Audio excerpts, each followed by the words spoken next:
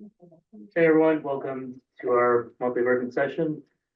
First on the agenda is Cityscape. So we're gonna have an update on first milestone, phase one. So I believe Susan. Yes, I'm here, as is Travis All LePage. right, sounds good. Great. So thank you very much for having us this evening. I do have a little presentation to share with you that I'm bringing up presently. And can you confirm that you can see it and that you can hear me? Yes. Okay, great. Thank you very much. So this is an update as to where we are with our project. As you may recall, you have selected Cityscape and Federal Engineering to do the borough-wide wireless communications master plan. Cityscape is the entity that is overseeing the project, and Federal Engineering is assisting us with the public safety piece of the project. And per your request, you wanted to see each phase upon completion. And we have 5 phases in the project. And the first phase is the investigation segment of the work. So I'm happy to report that we have completed all tasks in the first phase. Task 1 is the project initiation and the preliminary research. Task 2 was for Federal Engineering to provide and conduct public safety user interviews and assessments. And task 3 of that first phase was for Cityscape to do the wireless facility infrastructure assessments. So from the Cityscape side of the project, task 1, we created a database and Esri group file for the borough and the 1 mile perimeter around the borough. We also created a Survey 123 app for the assessments of the properties that we went to. Prior to the assessment, we identified 12 facilities that we needed to do the assessment of. 2 were within the boundary of Franklin Park, and the others were in the 1 mile perimeter. You can sort of see a rough map here. And then Survey 123 contains a lot of different field note assessment data spaces, so that when we went out, we were able to verify and collect the additional data. So Travis, if you'll talk about your investigation phase. Yeah, thanks, Susan. So as Susan mentioned, Federal Engineering is partnered with Cityscape to focus on the public safety aspect of the borough's communications needs. So similar to Cityscape, what we did initially was we set out to gather as much existing system data that you have, so we could start from a solid baseline and build from there. That'll allow us to increase the depth and the breadth of the study and the results that we're able to provide to you. So we were able to get some good data through the fact-finding process, working with Reach and others from the different departments in the borough. And once we did that, we came to the borough and held stakeholder interviews. Some of you may have been involved in those. And during those interviews, we talked about what existing systems are used today, who communicates with whom, how that communication takes place, what kind of coverage issues you have. Do you have any issues with congestion on the system when, especially during times of disaster response, increased calls for service, things like that. So we got a good handle both of the technical side of the system and also the operational side of the public safety use of the systems in the borough. And following that, we took that information and analyzed it and drew some conclusions as far as what, at least at this point, we recommend the next steps would be. And as Susan has showing on the screen here at this point, the next task is task 2, and that is the investigation phase. And at a high level, what we did learn is that police, fire, and EMS all use the Allegheny County system. We can talk a little bit more about that if you'd like during this meeting, but we will provide all of the details of that in the findings report. Public Works uses a radio-to-radio communications form. And that's using the low band frequencies. So that is way, way, way down in the frequency band for those who are familiar with cellular-based communications versus low band. And then Public Works relies heavily on cellular phones for communications, as well as the Parks Department. So essentially, in soup to nuts, what we found is that the primary fire police communications is done using the county system. Dispatch operations when a resident or a visitor dials 911, that call goes to the Allegheny County 911 Center, and they dispatch the appropriate services to respond to that call. And then again, as we talked about, this it's a little bit of an eye chart, and I didn't mean to get into this much detail tonight, but I wanted you to see kind of where we're going with this as far as the level of detail of the analysis that we're doing. And what this chart shows, or this table shows, is it shows across the top row in dark blue the different agencies that we have spoken with and investigated the use of the public safety systems, that being police, fire, ambulance authority, public works, and parks. And then down the left, further left, column that basically gives some criteria for mobile coverage, portable coverage, channels, encryption, and then interoperability among departments. And then you can see that we filled in the yes, no criteria across the board. And the general takeaway is that the county system coverage is fairly good at this time. They are in the process of a system upgrade, which again, we'll talk about further in the report. And there are some areas, though, however, that both police and fire users indicated that they could benefit from increased coverage, as well as not only for the public safety system, but for cellular coverage. Back to you, Susan. Thank you. So with Cityscape, task 3 was our investigation phase. So while we were developing the Esri layer and the Survey 123, we were doing research and gathering as much information on the sites that we identified through our various databases for the infrastructure inside and within the 1 mile perimeter. And we imported and put in as much of that data as possible so that when we got out to the field, we could verify it and add to it. So we did identify the sites that I mentioned. We went into the community June 24 through 26 and went to each and every location that we had found, and we verified and recorded the additional data that we needed. The investigation phase from the assessments included imagery from each of the sites. It verified location on the vicinity maps that we had, our preliminary maps that we had created.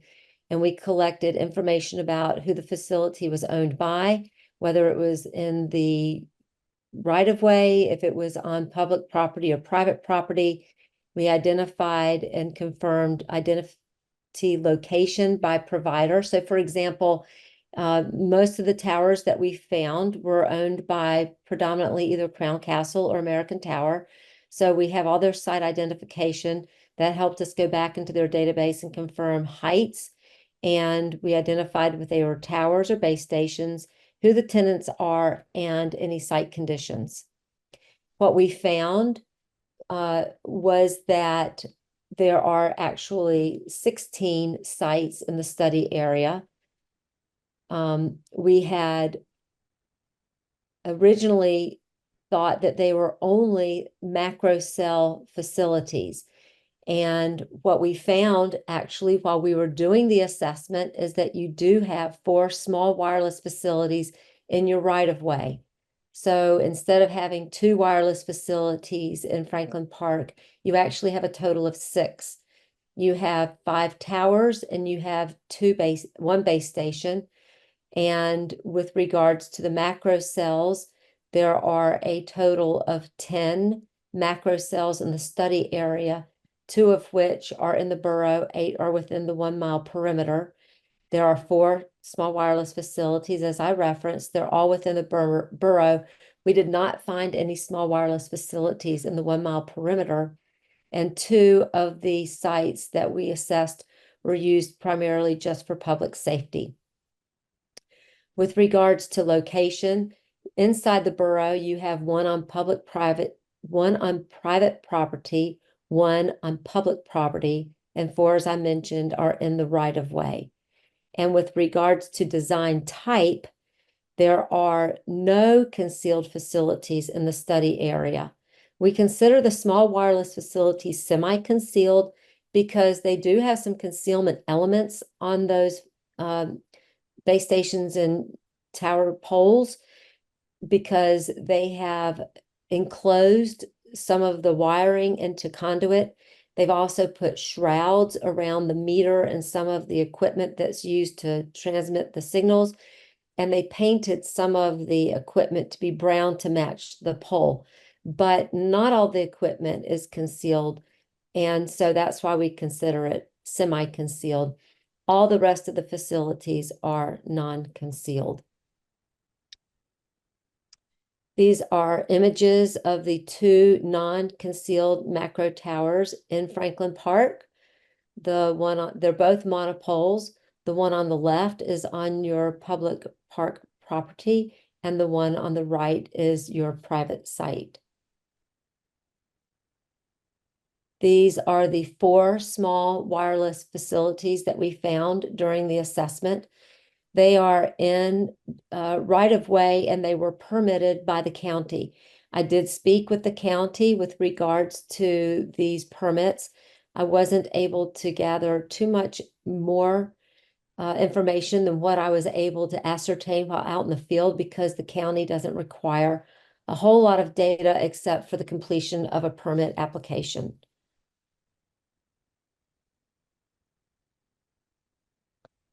So that concludes the presentation portion of what we did for phase 1 in the investigation.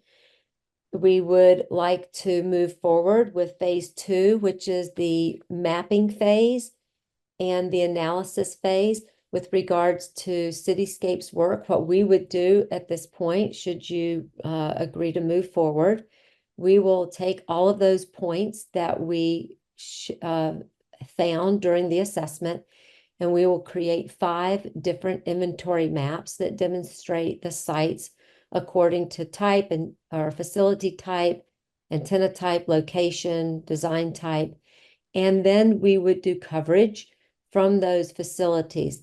We would do a cumulative coverage as if a provider were at each facility, and then we would do individual provider maps. We won't disclose who they are, but we will do 4 provider maps, because you do have 4 providers providing service into Franklin Park.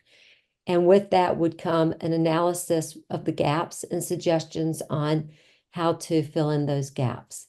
And then I'll let Travis talk about what they would be doing in phase 2 of the project, should you decide to move forward. Yeah, thanks, Susan. So as I mentioned, primary system communications is handled by the Allegheny County system, and they're undergoing an upgrade at this point. And the design target for that system has been told to us as being 98% mobile coverage. It's expected that those users would migrate to that replacement system or upgraded system when it becomes available. So for the police department, fire department, and also public works and parks, what we learned through the user interviews is that they are interested in exploring a UHF system, a standalone replacement system, that would provide a backup channel for dispatch operations for both police and fire. It would also provide additional capacity for logistical and tactical calls to take place that don't involve the county dispatch operations. So what we would do is take a look at how the borough could implement a UHF system to fulfill those requirements, and how coverage could be designed, how the sites could be designed to provide coverage that mitigate the gaps that we learned about during the first phase of the project. And then in tandem, once we see that information from federal engineering, Cityscape can compare, or Cityscape and FE can compare our 2 gap maps that we come up with to find places where there are commonalities and those recommendations on how to fill those gaps, both for public safety and for wireless, would be part of our deficiency analysis. Oh, whoops. Sorry. Okay, sorry, I thought I disconnected you by mistake. So we're happy to answer any questions that you may have with regards to the investigation phase of our project. Susan, thank you for filling us in and where we are on first stage gate. Just go around. Any questions from council, anyone? Go ahead, Tom.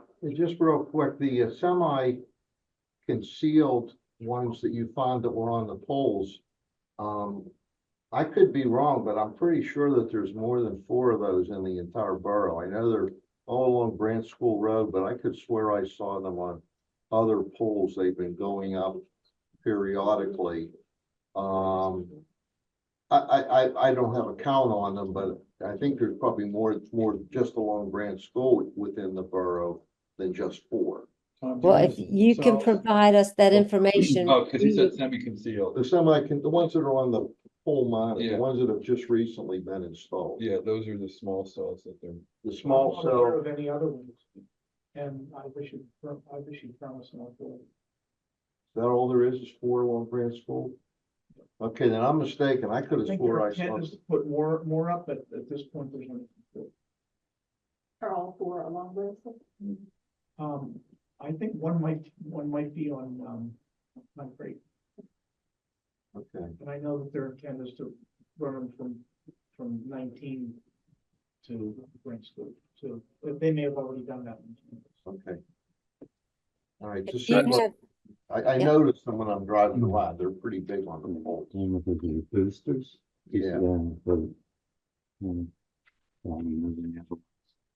I have. Susan, can you forward us a copy of that PowerPoint so we can take a better look at it? Is that okay? Yes, yes, and I can give you the address vicinities of those 4 small wireless facilities. If you know of any other ones that you have seen, please let us know, because we were unaware of any small wireless facilities prior to coming in and doing the assessments. We drove many of the roadways across north, south, east, west of the borough, and we did not see any others, but that's not to say that they're not there. I mean, we couldn't drive every single street. So if you are aware of others, please let us know at your earliest convenience. That would be great. We'll keep an eye out for them. Yes, thank you. Sure. That was all. Yeah. Yeah. Anybody else? Good. I was curious, the part of the presentation talked about the fact there would be an upgrade for the emergency radio system, if I got it right. As part of that upgrade, does that mean that the folks that are using it, police, fire, whoever, would also have to upgrade their equipment to come into conformity with the upgrade of the Allegheny County equipment? If you know. Yeah, thank you. So that's a great question. Yes, that is true. However, we have been told by Allegheny County that they will be providing that replacement, what we call subscriber equipment. No, the fire department has upgraded already. They provided a very small selection of radios, but the fire department had to purchase the rest. I'm not sure about the police department. Okay, so we heard, well, they told us a different story, so I think there's a little bit of a gray area there. And then your chart, can you go back to your chart, Travis, the one that kind of had the minute details about the investigation? It's like, it looks like an Excel spreadsheet. Right, yeah. Susan's going back there now on that. Just that within the pool. Oh, That's the one I was looking for. If I understand correctly, the answers across the top are like coverage acceptable. It says yes for fire, police, ambulance. What do they mean by acceptable? If Travis, what are they talking about there? So qualitatively, I should say, when we asked them, are they satisfied with the existing system coverage that is provided by the Allegheny County system? The responses to those questions was yes, overall, yes. And then there's no's and not applicable right underneath of that. What is that referring to? Right, so the no's would be that they were not completely satisfied with the portable coverage that's provided by the current Allegheny County system for police, fire, and EMS. And then not applicable, Public Works and Parks is not on the Allegheny County system. They use low band communications and cell phones for their operations.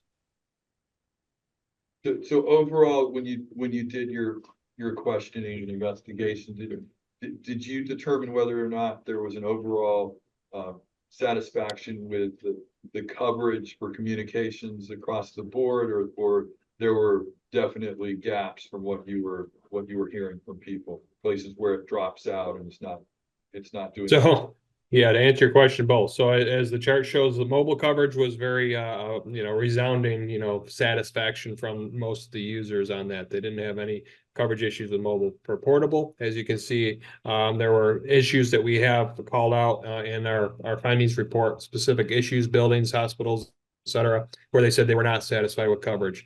Same things with capacity. There's a single channel constraint right now on the current Allegheny County system. That dispatch and operations take place on the same channel, which you can imagine gets pretty congested quickly. So that was an issue that they raised. Reliability issues, as you can see on the third column, third row down there, third category down.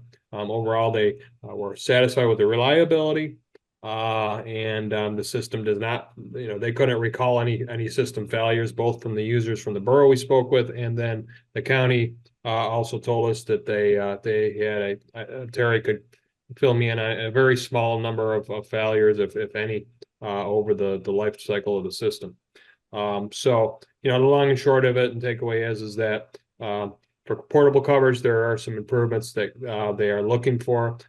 Police is looking for encryption capabilities, and the county, as I mentioned during this upgrade, has recalculated their coverage design and has told us that it will provide improved coverage. Of course, that'll have to be tested out to verify that.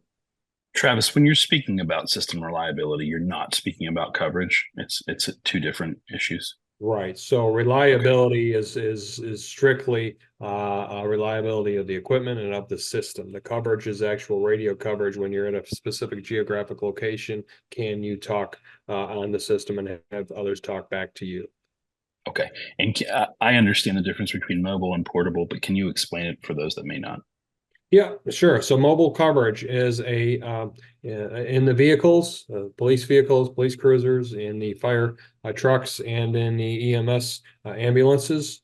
There is a mobile radio. It's actually about the size of a brick, and it's mounted in the radio. The antenna is usually on the top of the vehicle, and it has a higher output wattage, so it's able to broadcast and receive at a higher power level from and to the vehicle and the tower. That allows it to have a stronger signal, and therefore have better coverage from the system and from the vehicle back to the system.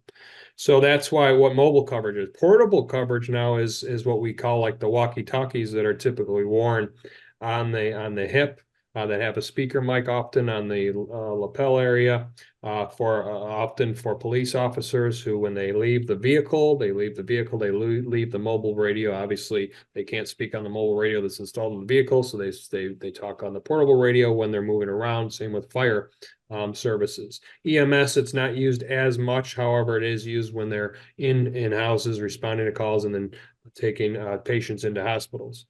So that's kind of the difference between that. Of course, the power limitation on a portable radio is much less because it's using a battery. And that's why it's the much more limited path and limited technology when it comes to mobile versus portable coverage. Thank you. You're welcome. Yeah, you mentioned about the tactical channel. Was that information you received from which organizations? You mentioned the police. I can't think of a time that we would go off of 911 without them moving us to one of their channels for tactical. We always want to remain in communication with them. We would never operate without them. Sure. Terry, what was the comment specifically with police being interested in a backup channel or an additional channel? It was mostly for fire use, Okay. so. I thought there was a component where police were they were looking for additional channels on the system, not tactical or direct channels. Is that right, Terry? Correct. The channel they currently use is shared with 3 other agencies. So the dispatch handles 4 different departments on a single channel. No, that's not accurate. There's about 11 departments on our channel, but we have Okay. alternate channels we can go to in situations. They move us accordingly. If something is happening on the main channel, they switch us to another channel. We would never go off of not using a county 911 channel to operate.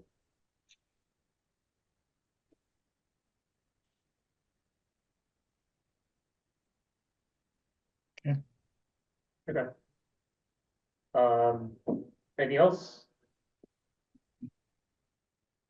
Okay, so what are our next steps here? If council would like to move on to, phase 2, it is in the contract that you have to get permission for that. Okay. Is that a voting item or just? No, we left it. Yeah, if we ever wanted to stop and not move forward, that might be a voting item. Okay. But, in terms of just consent around the table, look to move forward. There we go. Okay. Luke, you're virtual. What is your opinion? Yeah, I think we should move forward.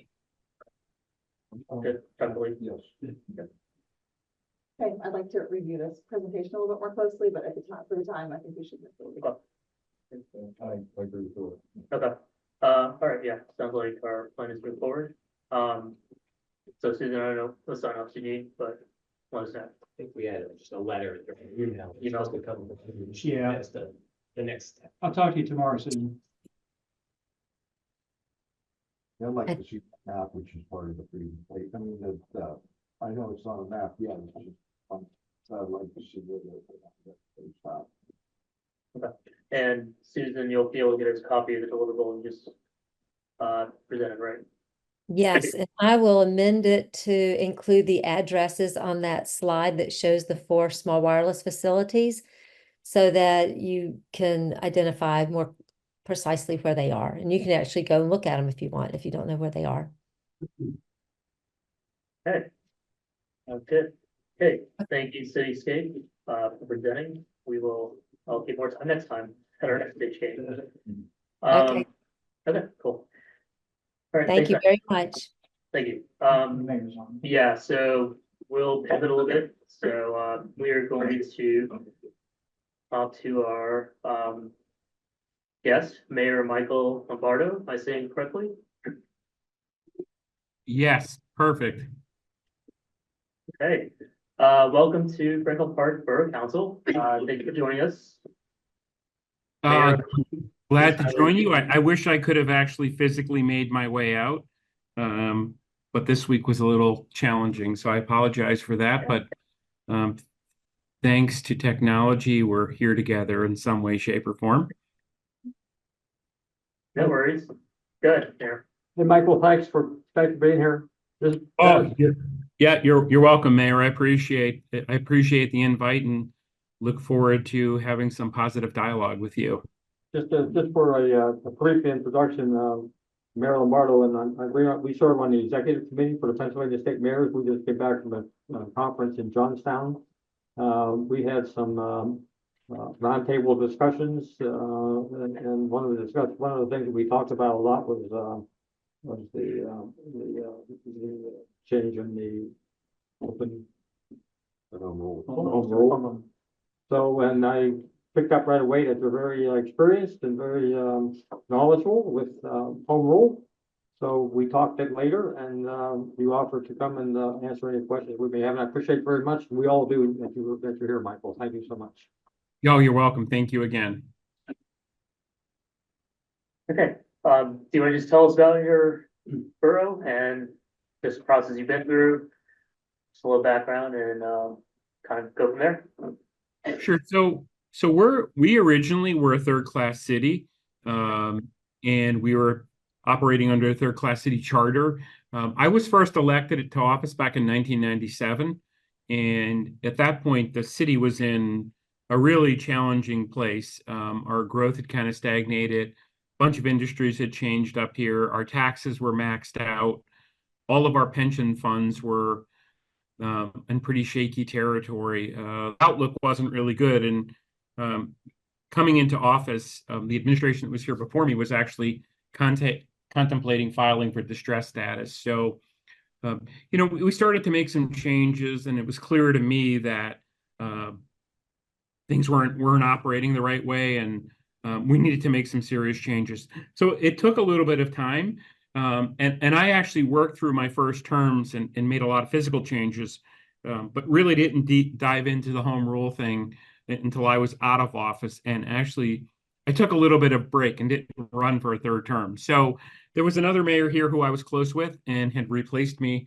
And I started to work with him about exploring other options to really move the needle even more than we had.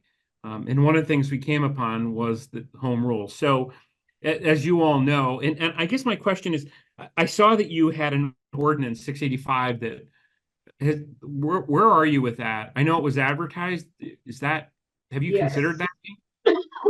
So yes, advertised, it was enacted, it's been transmitted to Allegheny County. We received the letter back and their non-legal interpretive statement. It is scheduled to be on the ballot at the November election, and the nomination papers season opened, I guess, yesterday, and goes for 3 weeks for the 7 positions on the local government study commission. So we also had a 7-member commission. So let me ask you this question. It appears the municipality that your borough is driving this change. I guess my question is, and I mean this respectfully, why do you want to do it? Right. This is not a voter petition process, which is set up through the Home Rule Charter and Optional Plans Law. So this was generated after a lot of discussion, both about just the status of the borough. We're about 14,000, maybe 15,000 residents now, gone from largely a rural community to a more suburban community. We don't have a very large commercial district, but we do have, office buildings and some other type of commercial development. But we were always sort of more, structured like a township in terms of our setup. We weren't really that small city that you have with a borough. There's plenty of history between why we transferred from a township to a borough. There was talk about development of the interstates and being able to block exits and things of that nature. So as part of the maturity of the borough, we are now looking at a number of issues in terms of structure.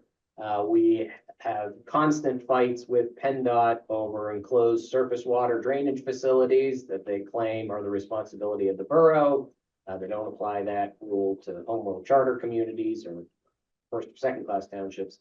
So I've got that. We have explored stormwater, issues and considered a stormwater authority, but that seemed to be too much of creating a separate entity and getting that up and running, and how we were going to coordinate that didn't seem to be working out.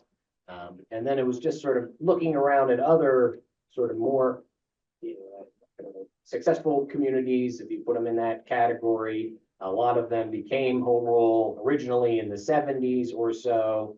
There was sort of a wave in Allegheny County. There's been a couple since then, but that sort of self-determination and the flip of the script, that instead of looking at the borough code to see what we can do, looking at the home rule charter law that says what we can't do, and then we are free to adjust and address the needs of the community and the government was part of the other driver or the discussion. Okay. I summarize that, I know, this is Max Young, I'm the solicitor, so you're talking my language a bit. Okay, no, that's great. That was a great overview. And how about the financial situation? Where are you guys? We're strong, I mean, in terms of. Yeah, I mean, it's currently strong. I know others can weigh in. However, we are going to have a lot of stormwater infrastructure needs and issues that are rising. I wouldn't say immediately, but it is going to happen over time. A lot of our infrastructure is aging. We are getting ad hoc, not requests, but emergency repairs that we have to do, and these are not very minor or simple fixes. They're expensive in nature. Sure. So I think that's a good jumping off point for me then to sort of jump back to why I was sort of one of the leading advocates and driving forces. And I'll tell you this. So we put it up on the machine in 2012. I actually was one of the members of the Home Rule Charter Commission because I wanted to actively participate in that. And we got it passed. But I want to say this very clearly. My intention was that our structure of government, it was working okay. So we are a 5-member. I have 4 council people and myself, and I did not want to move the city to a strong mayor form of government. I'm a voting member of council, and I like it that way.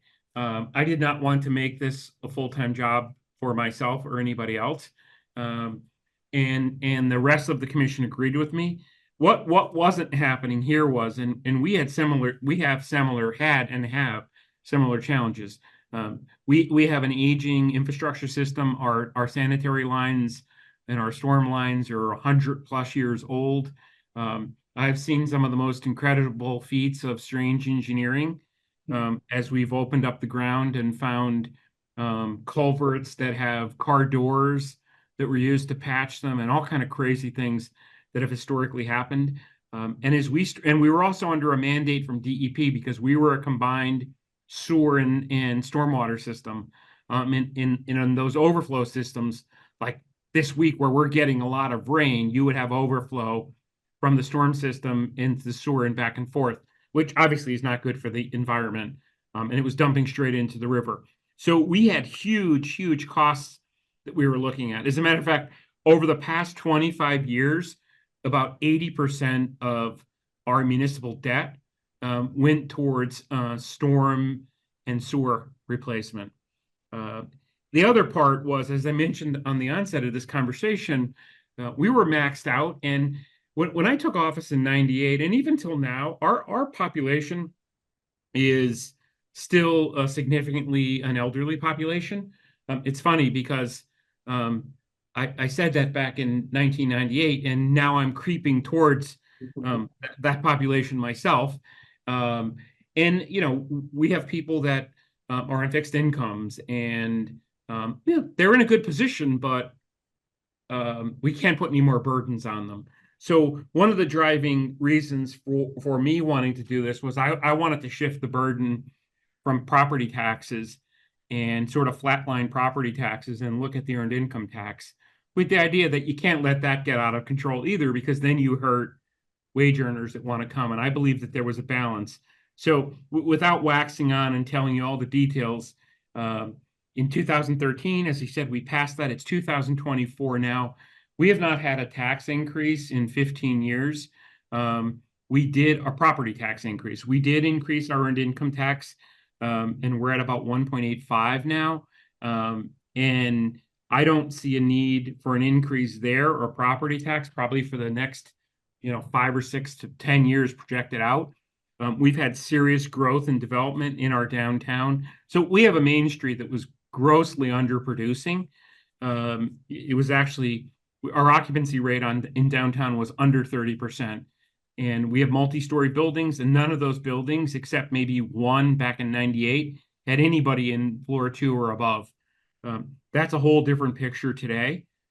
We have a thriving downtown. We are actually in the process of building an 8-story mixed-use building. We've had a lot of developers come in, and we've been able to flatline taxes. And the other thing that we did is, because of the growth, we were able to, in addition to not increasing taxes, we actually gave a homestead exemption at the municipal level. So we subtract $16,500 off the property tax of each of our owner-occupied residents. And our residents have appreciated that. In addition, we provide 24/7 police service. We provide 24/7 fire, and we collect our own garbage and do recycling weekly. So I just want to give you sort of a snapshot of what we're against. We, in 2024, have the largest reserve fund that we've ever had. We have over $1 million in reserve. Our budget is about $8.5 to $9 million. When I took office in '98, we had no reserve. Also now in 2024, in 2020, we were awarded an investment grade credit rating from Moody's. We were actually the smallest municipality they ever rated. And I don't know if any of you saw, but the Pennsylvania Economy League, about a year and a half, maybe 2 years ago, did a report about taxes, and they looked at a bunch of municipalities, and we were one of the 6 that they looked at. Our pension funds, our weakest pension fund right now is our police, and it's about 96% funded. Our fire fund is about 115% funded, and our public works is 97-ish, and clerical. So the changes that we made through home rule really helped. And the ability to increase the earned income tax was significant. And some of the things that we did with government was really, we moved. So if the third class city code in a city called for a clerk, not a manager, and I wanted a full-time manager that would oversee the day-to-day operations of the municipality, we're able to move and do that. We very much have professionalized City Hall. And I want to say this, as you all contemplate it, you have to do it together. So I don't know who's in the room that has interest on this commission, but I would advise you, please do not leave it to fate. Hopefully you've got some people there around the table that can sit down around another table and figure out where you're headed. You have it seems like you have a great location. It seems like you have a great population. And it seems like in a lot of ways, things are going the right way.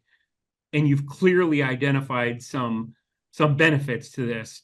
So I think it's the right move. And quite honestly, the other thing I'll tell you about myself is that I'm actually, for the last year, I've worked with Mayor Sirachi in Lancaster. They are currently, they passed the Home Rule Charter. They passed the Home Rule Study Commission. They populated a study commission.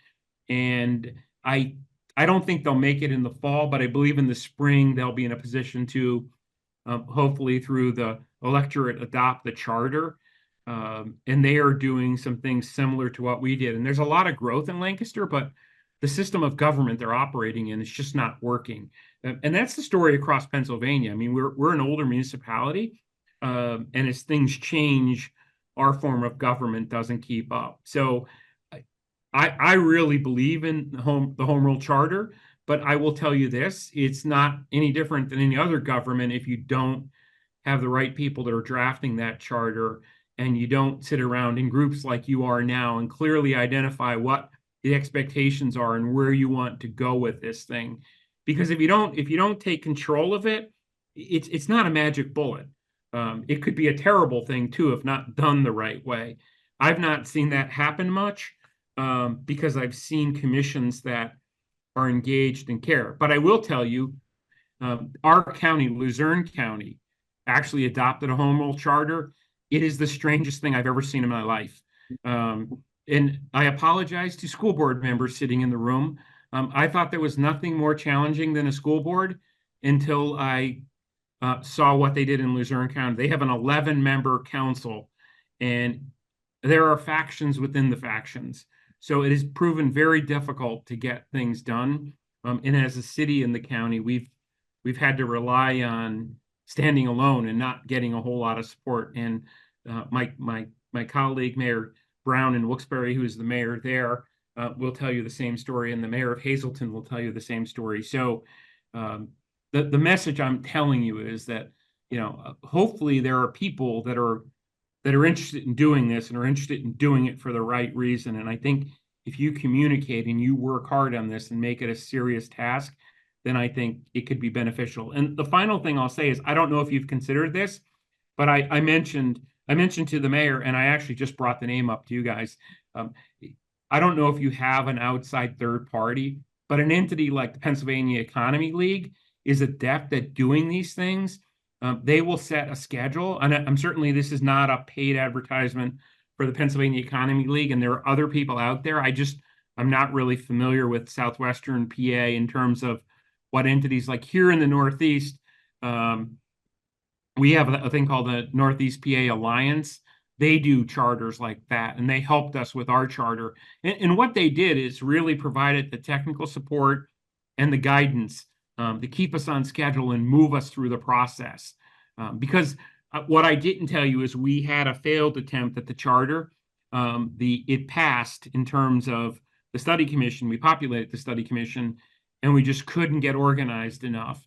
And that was because we didn't populate commission the right way, and we didn't have an entity, I think, keeping us on track. So I'm sorry for that long-winded dissertation there.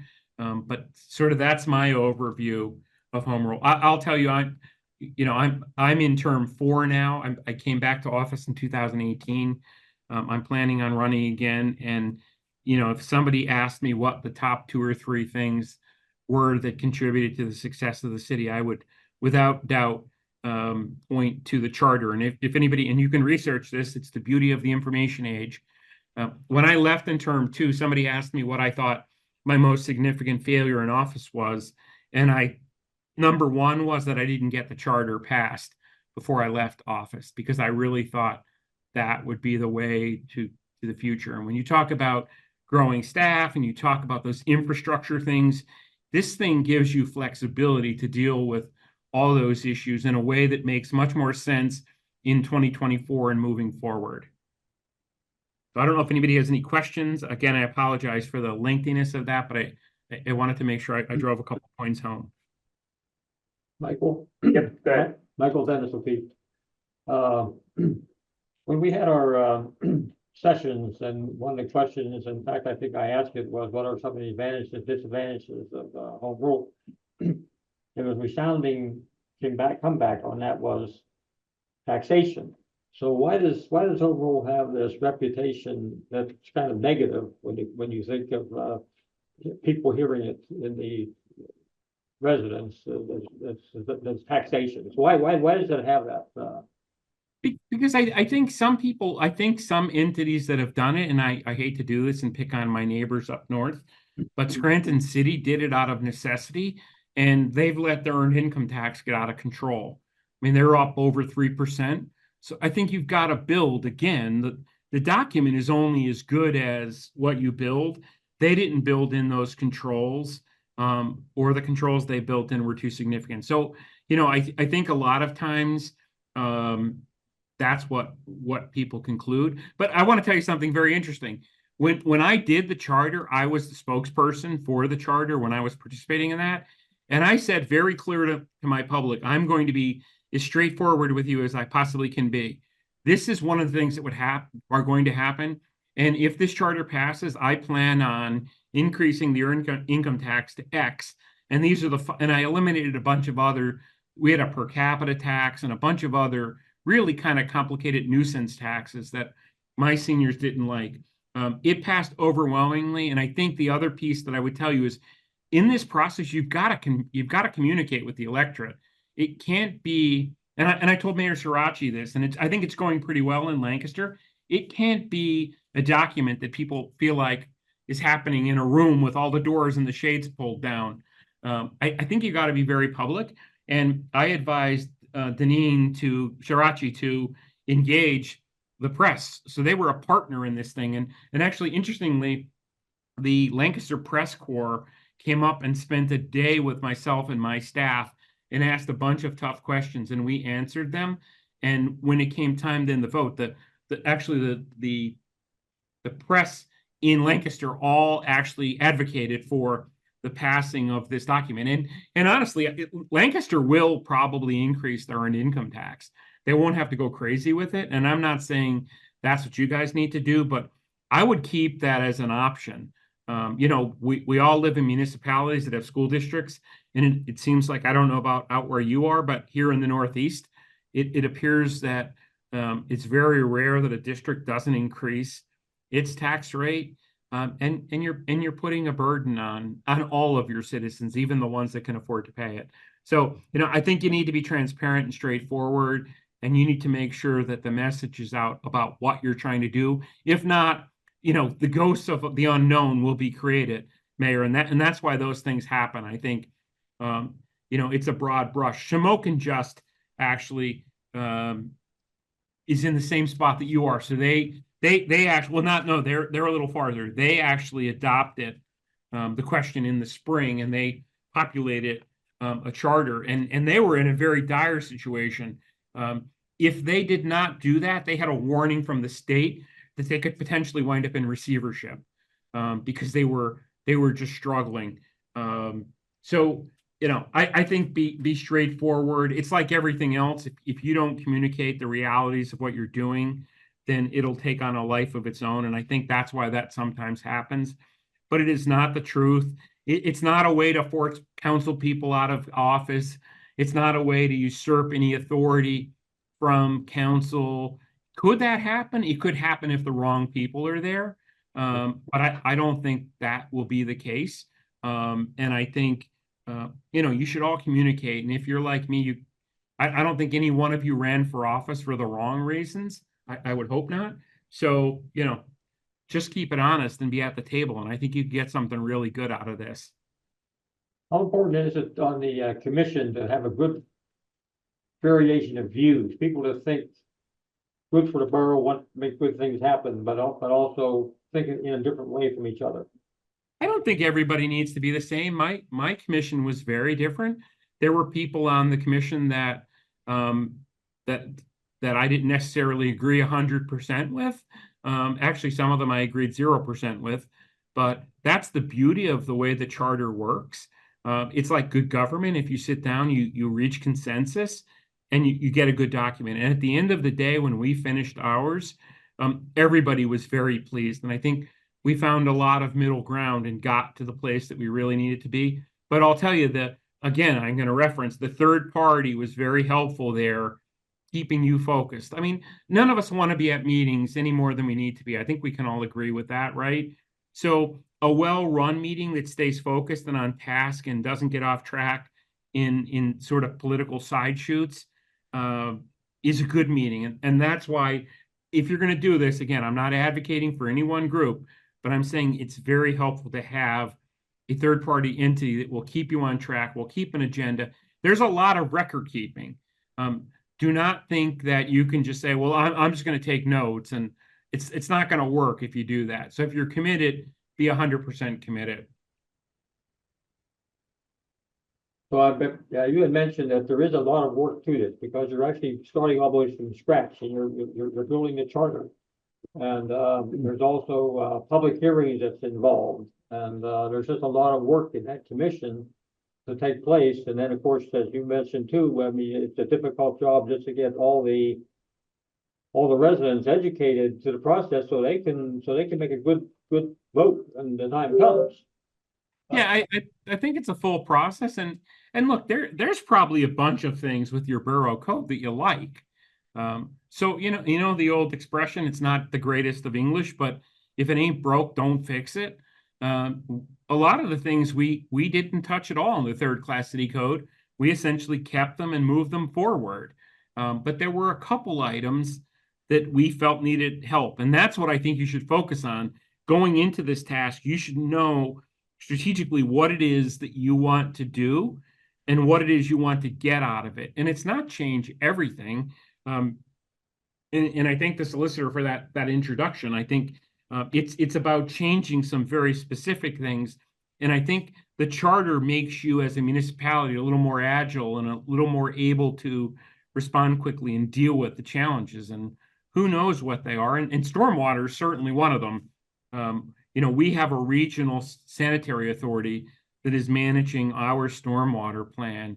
And I'm grateful for that because boy, if we had to do that on top of everything else we would do, that would be another full-time position we'd need to create. And I don't even know if we can get it done with that. So be concise and be focused about what you do. It's not about changing everything. It's changing the things that don't work and the things that don't allow you to move forward.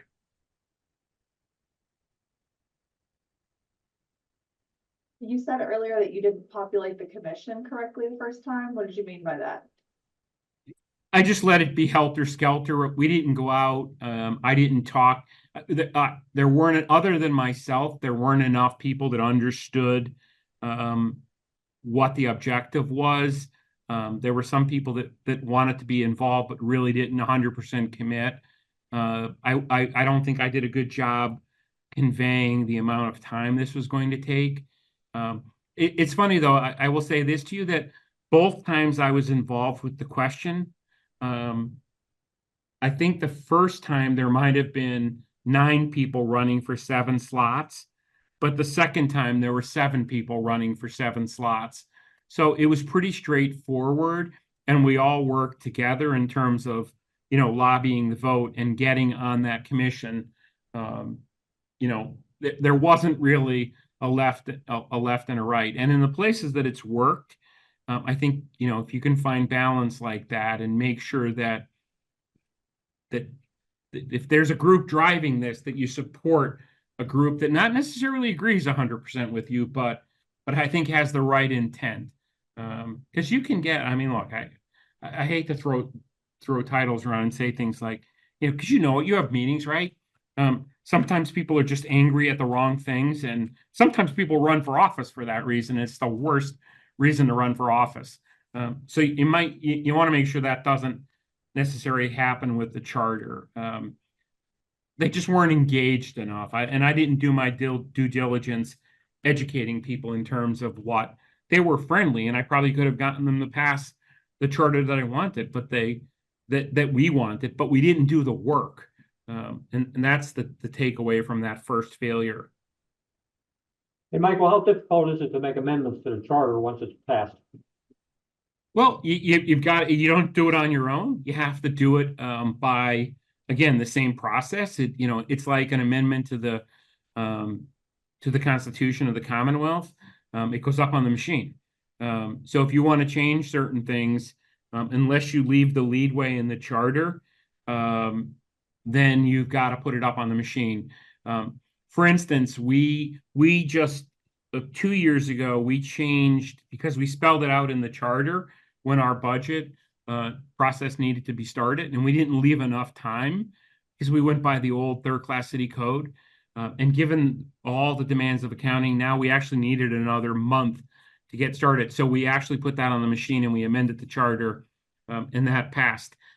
Strangely, we also put on sunsetting our treasurer because nobody wants to run for that office anymore, and it's just really a title. And given all the new GASB things and all the new accounting things, you're essentially signing checks and nobody wants to put in the extra time. But for some reason, the electorate voted to keep that in place, and that wasn't a really big loss. Didn't matter much to me, but we try to always streamline. So it requires work, but it's not impossible.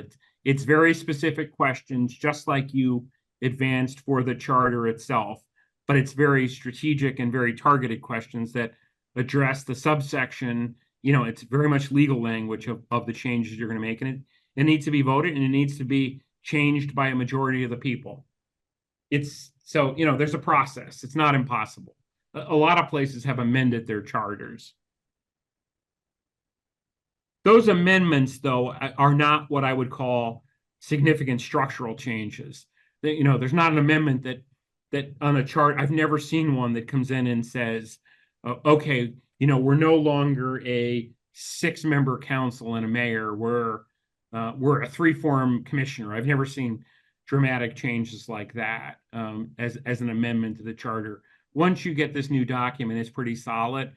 And what you amend are the things that going forward just don't work. And it gives you the flexibility to do that, which again, for us under the old third-class city code, we couldn't do that.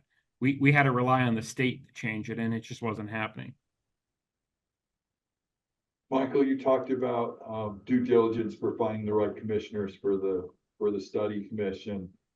Were you hands-on in going out, finding them, and then getting the nomination papers into the county to get the commission, you know, on the machine, as you say? Yes, I admittedly, and I will tell you, in my past life, I spent 22 years as a psychologist, so I don't use this term loosely. I am somewhat of a control freak. I admit that. And so I was very hands-on because I wanted to make sure that we did it the right way, and that if somebody needed help, even if they didn't agree with me, that they knew they could come to me and say, hey, you know, I'm not really sure. What am I supposed to do here? How am I supposed to? I didn't want to be us versus them. I wanted to be all us, even if we didn't agree on everything. And so I was very hands-on, and that very much helped. And I think it set the tone. So the short of it is that, you know, someone has to quarterback this thing in addition to that third-party help. And I think, you know, again, in Lancaster, again, I know they're a city, but to use them as an example, Mayor Sirachi is quarterbacking that thing. So somebody needs to, you know, make sure it's done right, because you don't want it to fail. If you're committed to do this, then do it and get it done right.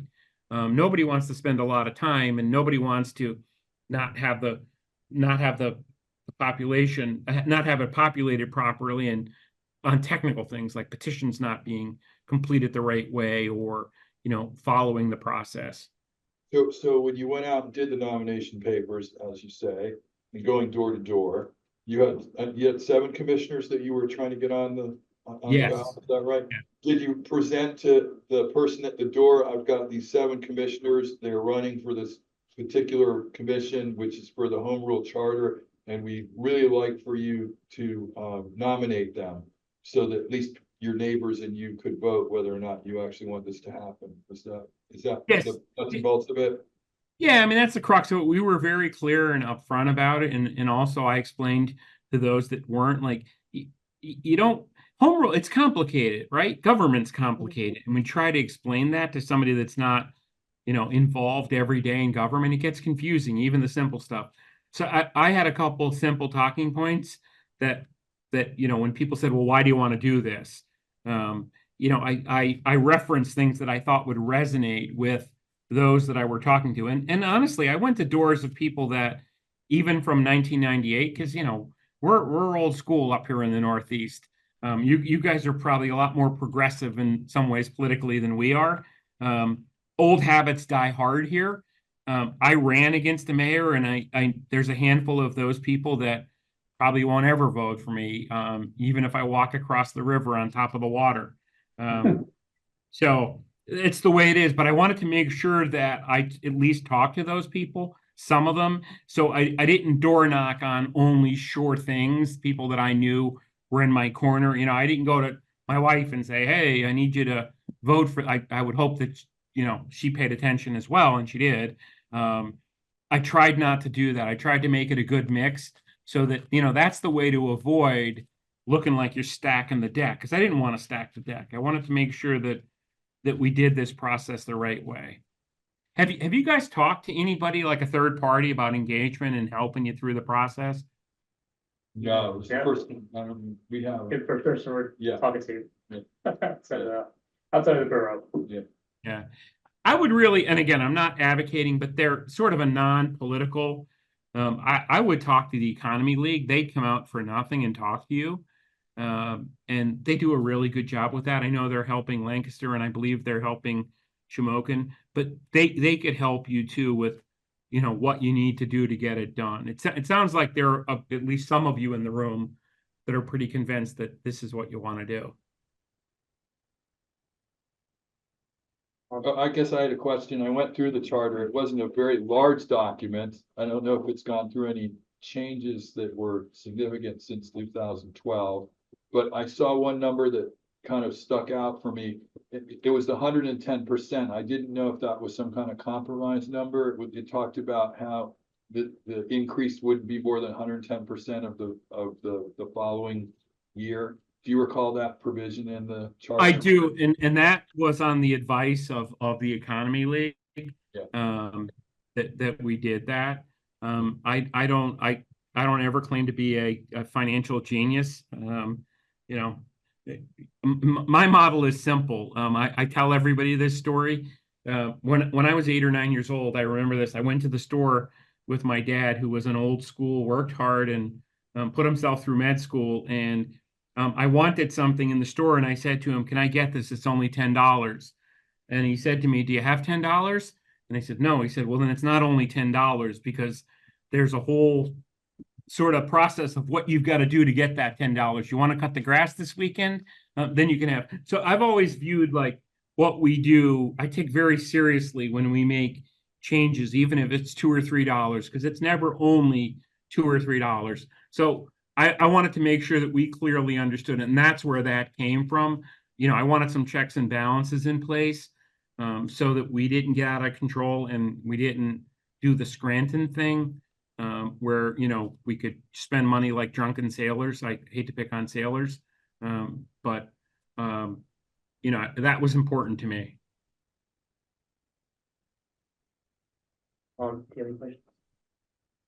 No, I just wondered if there was any pitfalls to this in that I've tried to start reading up some of the local municipalities here that have done this, and there seems to be some comments out there that if you write the charter, you may have to defend that if somebody would come after you for enforcing a provision of it.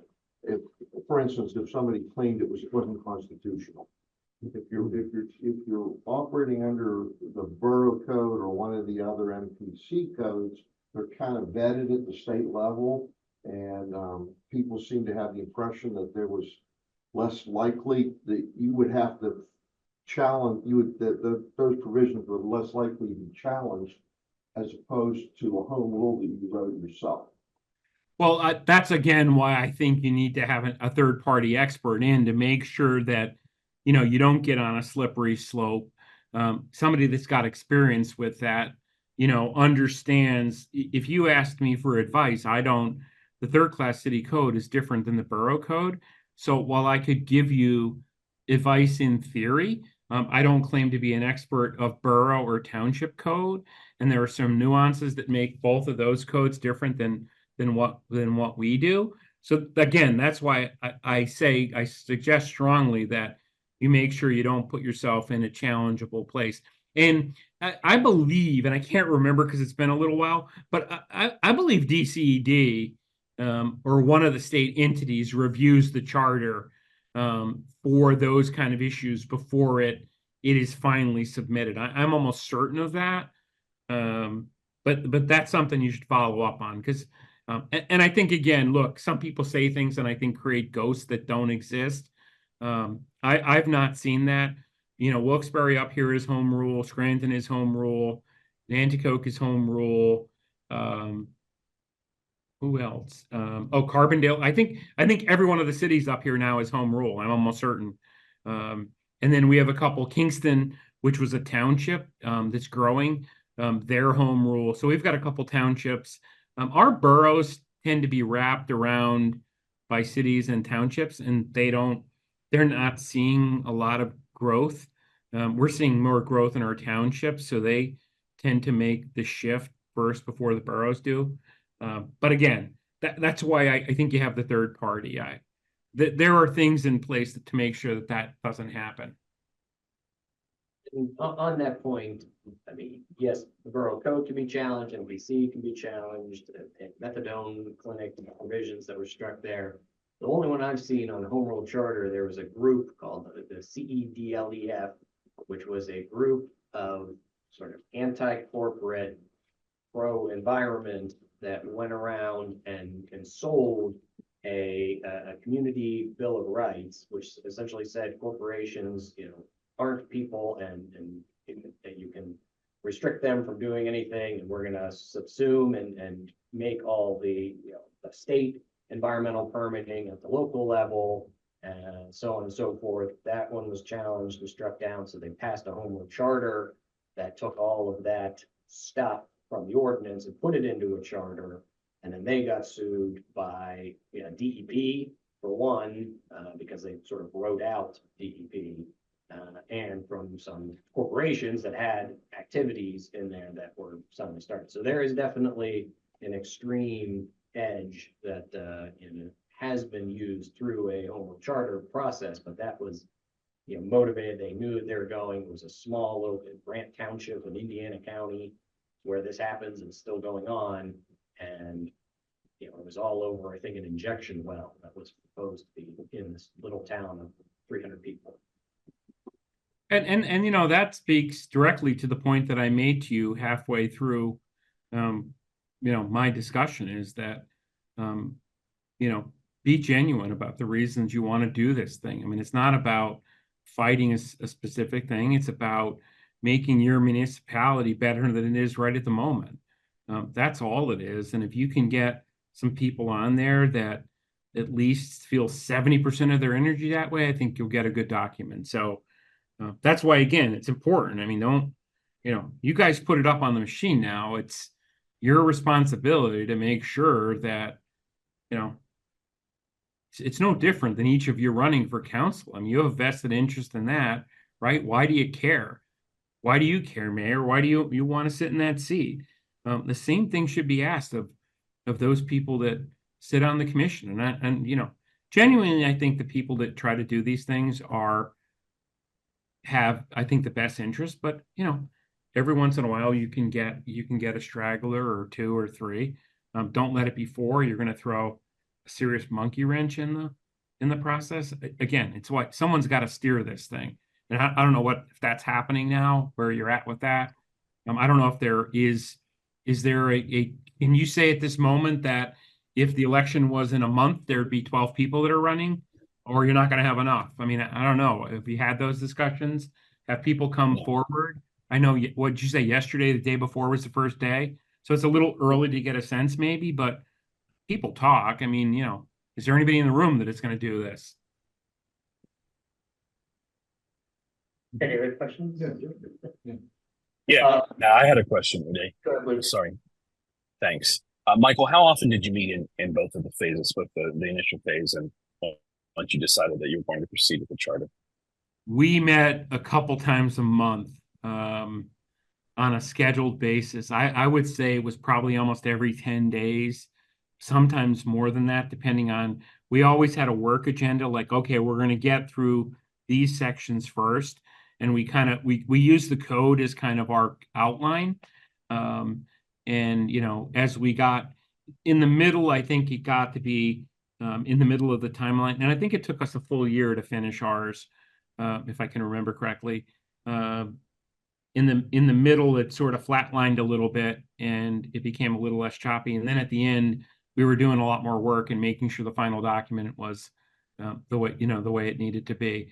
But I'll tell you, the meetings were all really good meetings and they were structured. They weren't hours upon hours. They were very focused meetings because we had an agenda. And again, I'm sorry, I'm beating the dead horse, but the third party really helped keep us focused and not let us get off track.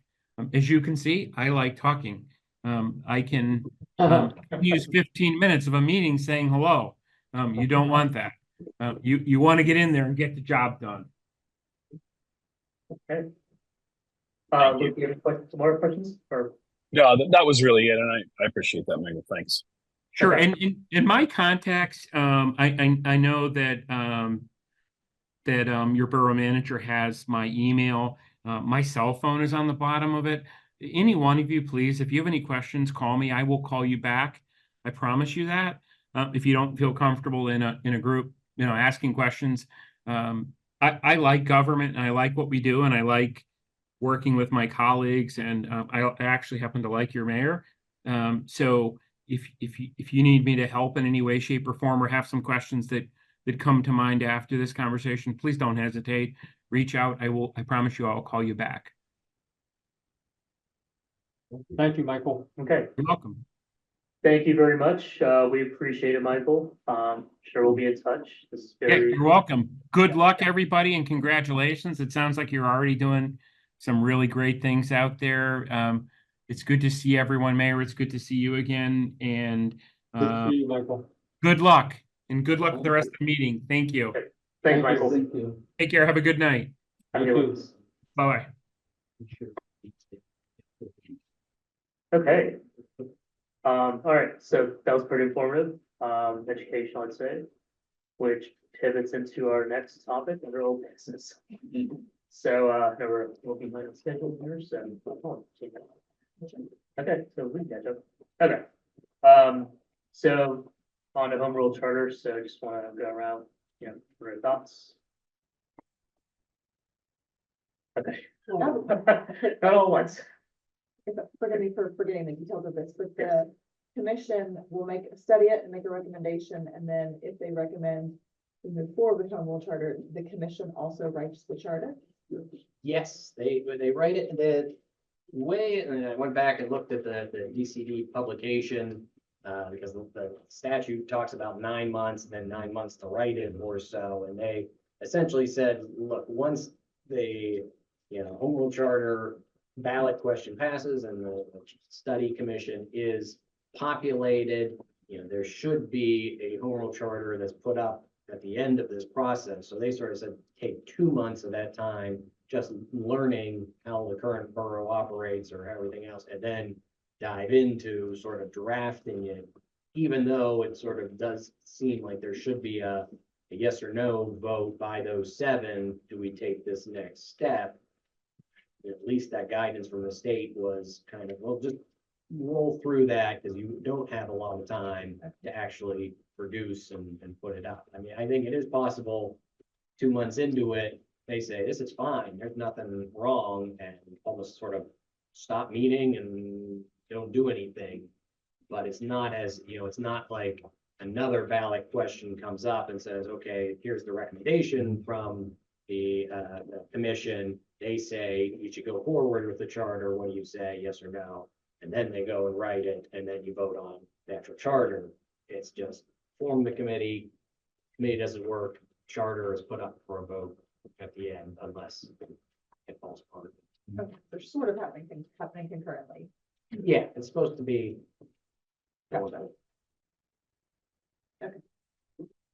Okay. Thoughts? And Max, you shared like I think it was the county writing the description of what was going on underneath the ballot question. In the letter. So I'm a voter and I go to the ballot and I see the question underneath of it is the plain English description of what we're doing. Is that how it works? Yes. Okay. At least that's my understanding from, and as he mentioned, I mean, no, we had not reached out to a third party, and like, yeah, PA Economy League. I'm sure some of the other ones that have done comprehensive plans like HRG or somebody may do it for a fee or otherwise, but we have had contact with the county law department to make sure that we knew we were setting this up correctly. Did our ordinance look okay to begin with? How many signatures do they need? 164. That it is nomination papers, that it is on the ballot at the same time as the question. So you vote yes or no, and then you also have the ability to vote on up to 7 of the spaces. If you voted no, there's no requirement that you vote for the 7. It's still there. It's still an option. You can still do it in case it does pass. But that's the way they've got it set up. Filling in bubbles rather than hitting that. So both questions have to be on the ballot at the same time, whether it should be formed and who should fill the commission. Yes. But thank you. Let me say something. I mean, I'm not saying this thing's good or bad. I'm saying this thing is highly non-transparent. This thing, it popped up this year. I've read 3 or 4, I bet Bellevue went through it in the 1970s. This thing is a ton of work. They met every Sunday for a year. So we're talking a serious time commitment for 7 people. I mean, that's a lot of effort, way more effort than council spends on anything. My point with writing my email was, we talked about stormwater and we talked about the sewers on state roads. But are we really struggling? And I mean, these he was just saying how in dire straits they were ready to go bankrupt. Was Franklin Park in that, I mean, this was never presented that we better do this or we're going under. And I'm not saying that, I mean, he made it sound like this was their salvation because they were so either mismanaged or underfunded and benefits weren't being paid. My point would be, I would like, it's, I'm going to talk to somebody and say, would you want to serve on it? Well, what's it going to do? Well, what's your end game? What could your end game be? Well, there's maybe two things here, but we just want to evaluate this. It seems like a huge amount of effort for something like a solution looking for a problem that I don't even know what the problem is. And I've been on this council for 10 years. So if everybody else disagrees with my position, I would like to learn a little bit more about it, find out what the, there is other forms of government that we could compare the borough system to that are part of the MPC. But it sounds like, we could pass this thing. I quite honestly thought it was just a question. Because our ordinance even says, vote on item 1 of 3. I thought, well, item 1 is the question, item 2 will be elected people, and item 3 will be adopted. Writing our ordinance, it said 1 of 3 was going to be on the ballot. But this is, in my mind, this is votes 1 and 2 of 3 are on the ballot. Well, if there's 3 potential questions in the act that you can pick, Right. and this is one of the 3, the other ones are optional plan, you're saying things of that nature. And yeah, I mean, in terms of, the ordinance itself is complemented by the state law that says, well, when you elect to pick one of those 3 questions to put on the ballot, it also comes with populating the commission. And I think, Tom, yeah, I mean, yes, you listen to that, and there are a lot of communities that are in distress status that have said, we need to go this way because we need more options. We need to diversify our tax base. We need to do something else. On the other hand, there were a lot of communities in the 70s, Bellevue, Kansas, Mount Lebanon, other ones that saw it as the chance to write their own constitution and set up their success to continue so they don't become a distressed community and have to do it years from now because you lift some of those restrictions. And yeah, I mean, as he's talking about, a lot of them had local tax enabling act taxes, a per capita tax, a business privilege tax, a mercantile tax, services tax, which we have. All this mix that became impossible to enforce and had, caps and limits in the state law because the state pushed it down on everybody. The home rule sort of lifts that.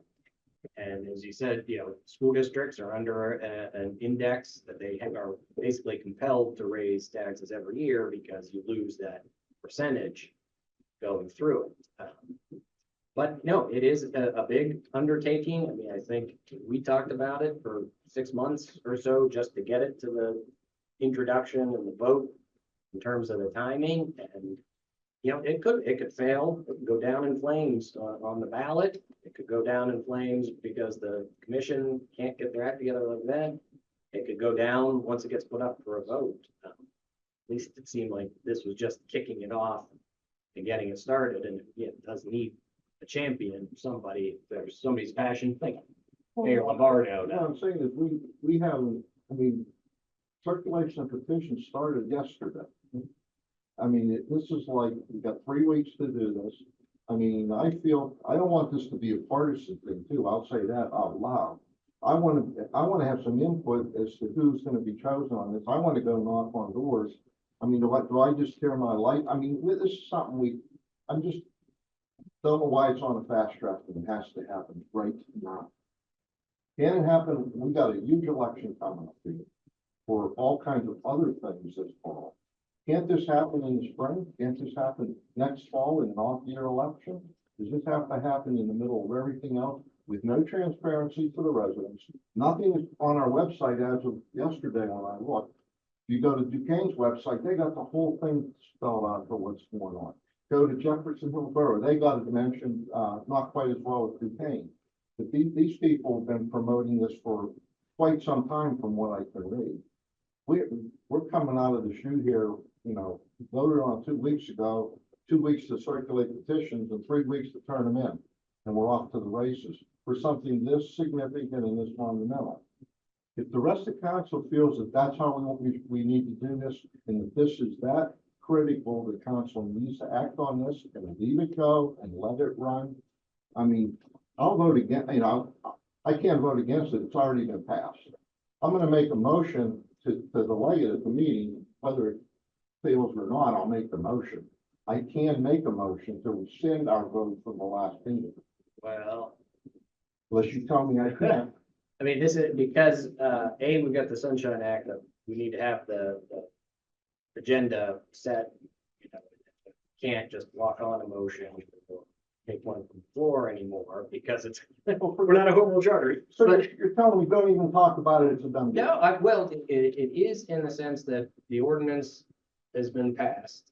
It has been sent to the county as it's set. I mean, if council wanted to rescind the ordinance, we can rescind an ordinance by passing another ordinance. That's why they make it, difficult, why significant actions have to be taken by ordinance so that they're advertised and so that it's not just happened on a one-time thing.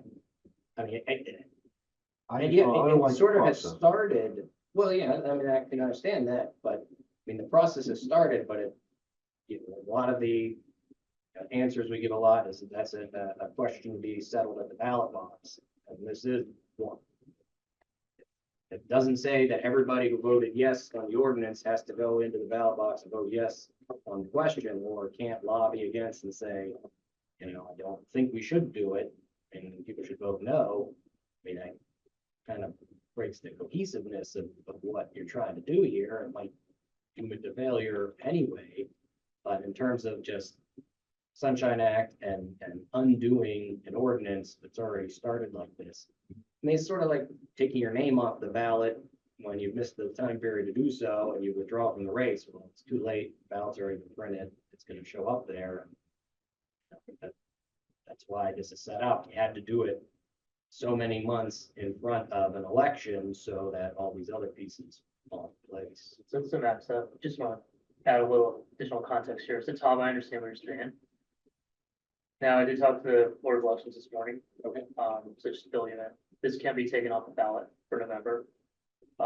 They just need it in writing. They need to understand what we want to do. So given the meeting with Mayor Lombardi, the additional municipalities, it sounds like this would be a good time to research this more, continue getting pros and cons, building that case and messaging to public. So we theoretically can take this off the ballot. They can take it off the ballot.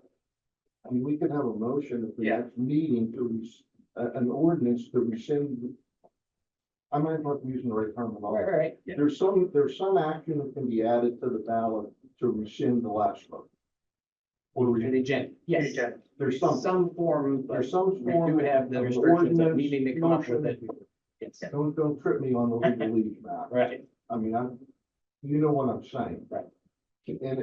I looked at the schedule for this election and the petition to do the 26th, and you have like a 1 week period to withdraw. There's even a little bit of time. So my understanding is this is going to delay our mail-in ballots and stuff because there's 3 municipalities doing this in the county. So Yeah, actually, they said as long as the sooner we tell them, I did advise them, we have a voting meeting in 14 days. So if it has to wait, we can still advise them that we are doing this, we're moving it. They do not see an issue with this. So we're not, Tom, we're not done, is what I'm saying. Like, we can still table this. I'm not Yeah, saying, yeah. I'm Yeah, not saying it's good or bad. Yeah, I'm yeah, just saying I understand. It feels like we're on steroids to get somewhere, and I don't even know where we're, why we're running in that direction yet. I know there's two reasons, stormwater and, Yeah. PennDOT fixing the roads, and I think stormwater, we already said that those are getting shot down at the Supreme Court level for certain types of properties. For tax exempt properties. So For that was the tax-exempt idea. It was a stormwater fee, not a tax. But at least it's up for debate in front of the Supreme. So that may not even be as much of an advantage to have that in a home rule charter if it's going to be shot down anyway. Well, for For the nonprofit. nonprofits. Yeah. That's not this. Just want to go around. Yeah, Go I ahead. may not agree with Tom and because we have talked about this home rule and for a while, and so I'm based on my own experience, I have been educated, about this home rule, and I think that right now what we are doing is just the kind of like the first step, and it doesn't mean that we are approve something like immediately, and there is still a long way to go, since that the mayor just said, and it will take some time. So, what I'm thinking is, we definitely at this moment, it is time to take some action to explore that the possibility of both. Like why home rule is important, how we can prepare the home rule chart or something like that. Because it will take some time. If we push that to next year, probably 2 years later, I don't think that it will change at all.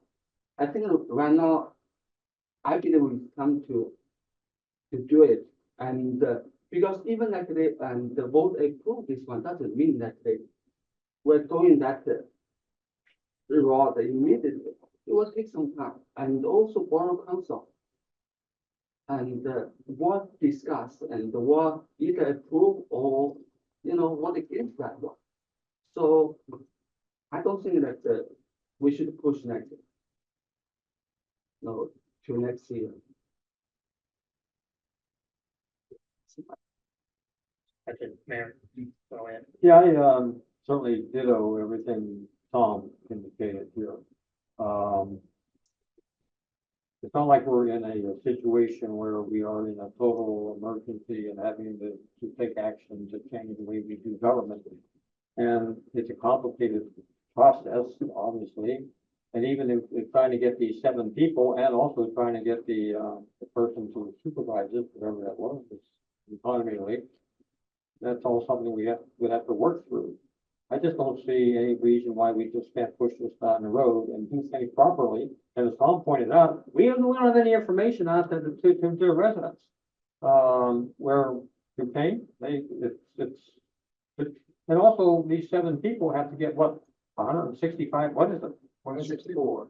164 signatures, that's not easy to do. And we're running in, and they would have to have that done, when's the end of this? Well, it's 20 days from today. 20 days from today, I mean, it's insane. So I'm just not in favor of moving it forward at this moment in time. All right. I'm inclined to agree with Tom. I think we have been talking about this for a long time, and we certainly haven't done any of it in secret. It's been on the agendas and discussed here, but I don't think we have messaged it clearly to residents. I think that's something we need to do first. For the reason, just because we want everyone to be as educated as they can be, and also we want to make sure the people that are applying or not applying, who are running to be on this commission, have a full understanding of what's going on. And we're getting quality candidates and people who really understand the task and truly want to do the task.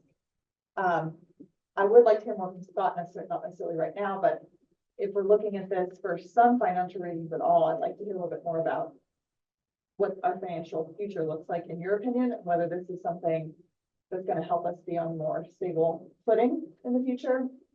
Again, you don't have to answer that right now. But I would like to know more about that. Yeah, right. Right. Right. So that's something I would like to know before deciding about this. And I really think we can do. Now that I feel like we're creeping more towards understanding it better ourselves, we can do a much better job of putting it on our website and messaging it to the public to help them understand whether we want to do this or not.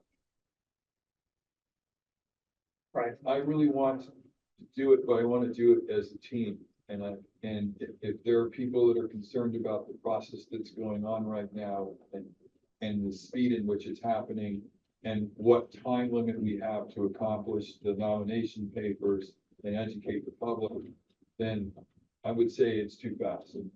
Because I think in the end, we need to work as a team to get this done, or it's not going to happen anyway. So that's my understanding. That's what I believe. Yeah, I'd say, Go ahead, Luke, sorry. Go ahead. Uday, you want to go first? You want me to go first? You're 6 months. Go ahead, Luke. Yeah, I have to agree with what Brian and Tom said. I think that, and what the mayor said, quite frankly, I think it would help to have somebody who's the quarterback or cheerleader and bring in an outside group just to get us all on the same page, give people plenty of time to get those signatures, excuse me, and, move forward, and not in the middle of a presidential election probably would help the process too, in my opinion. I really think that it has a much better shot if it's gonna happen.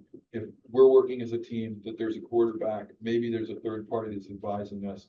And those nomination papers are being run around by somebody who really believes in the process and is able to explain to the folks at the door, this is why we're doing this, and it's really important. Okay. Yeah, I mean, I do think this is the right thing to do, but I do agree with the points here. I mean, one thing I picked up from the mayor's introduction and giving background, so thank you for bringing him to the table. Sure. One thing he did say is the first time he did this, it failed, and it failed because they did not have buy-in, they didn't have the right people. And I'm just thinking back to the day, our summer picnic day that we had in the park, festival in the park, I was at the table for a couple hours, trying to explain this thing. I do think half the people that signed up were just being nice to me. We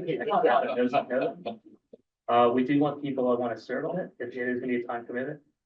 It should be educational. It should be, it should be like positive and like productive.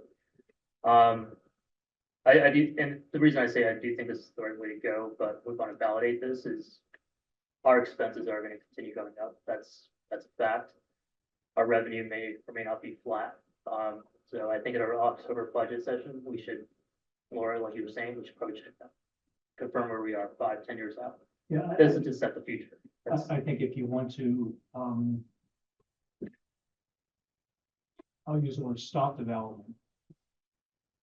And you need to find some other revenue source because expenses will continue to increase. And our stormwater infrastructure, we're just touching the tip of the iceberg here on failures of our old metal pipe that is, we're getting into pipe that we're finding is got so much crap in it and it's 20 feet down on the ground and it's gonna be very expensive to replace. So just projection wise, we've heard this now for at least a year or more. We're headed into a place where we're gonna need to meet expenses because of stormwater and other infrastructure that's failing. And we gotta figure out a way to meet those expenses. And what we're currently working with in our system is not gonna. And just to fund capital operations in general, we've kind of got capital with operating budget, push them together, and we're not looking at what our capital needs are down the road and how are we going to set up a fund for those separate from operations? I think that'll be relevant for the public to understand in actual numbers. Yeah. This is why we're moving in this direction. Like we figured intuitively we needed to move in this direction, but we need to explain to the public, this is why we want to move in this direction. And that's a part of the overall messaging with this. Because we may not be there yet, but at some point we're gonna have to be at the point where expenses are gonna outweigh, they're gonna exceed the revenue, right? Yeah, so it sounds like we are mostly on So board. can I Yeah, ask go ahead, that, go ahead. how much time like like how much time like that do you think that we have to deal with the deficit of like a stormwater field or something like how much time based on your kind of because I'm thinking we really need to take some action, and we are facing some difficulties, and in the near future and somehow if we push, do something and down the road, and so I don't know and when we can get this done or when we can really, Yeah, I think the thought is push it off till the primaries next year. So that buys us 6 months to get our act together. And we're already looking at borrowing money and we're looking more at grant funding, get us through the short term. That's just not a long-term solution. Right, this is the long-term solution. And the other thing let me say is, do we need to have a portion of council peeled off to work on this moving up towards the primary where we talk about things like how we educate the public, how we get this on the roadside, what investigations we're doing publicly. We had this, the mayor Pitts, and maybe there's other people that we want to come in Yeah, publicly and- yeah, as a part of this, we wanna, there's the other two municipalities, Tommy, two of them, Yeah, right? Duquesne So- has a real nice Duquesne. two-page write-up, just explaining to Perfect. everybody that's interested, why would you sign it? Here's Yeah. here's what So more of Mayor Lombardi, looking at these. What was that? Oh, okay, Lombardo, yes, Lombardo. Yeah, and then of course, like Penn Economic League, Economy League, I can reach out to them if you want to have them come to the Yes. September work session first. Or do we need special work sessions to work on the whole chart? Does it take so much time that we need to peel this off and not just? at some point that will happen, but we should at least have these conversations, so they can come and present or brief, right? And, yes, at least educate us on what is expected. Kind of sounds like they were the ones that were championing this for this town. Yeah. So there's a couple of things that we can do. Yeah, I mean, my biggest concern is getting 100 signatures for people that are really committed, that are not just, they're not just gonna sign it just That's to the be. key, they have to be committed to it in a long, involved process. I'm reading some of these groups met 40, 50 times over an 18-month period. So it's a significant. Yeah, not bad. All right, so, Yeah. Because my concern is that, Yeah. and since this is a big commitment, and also I worry about that today. Maybe there won't be so many people who can really and do that much. So, like, so would we be able to give them like a little bit more time, like not 1 year, probably 2 years, to explore that the whole thing?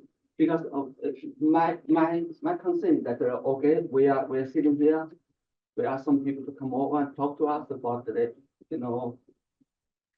what is about this home rule or something, and the way I think.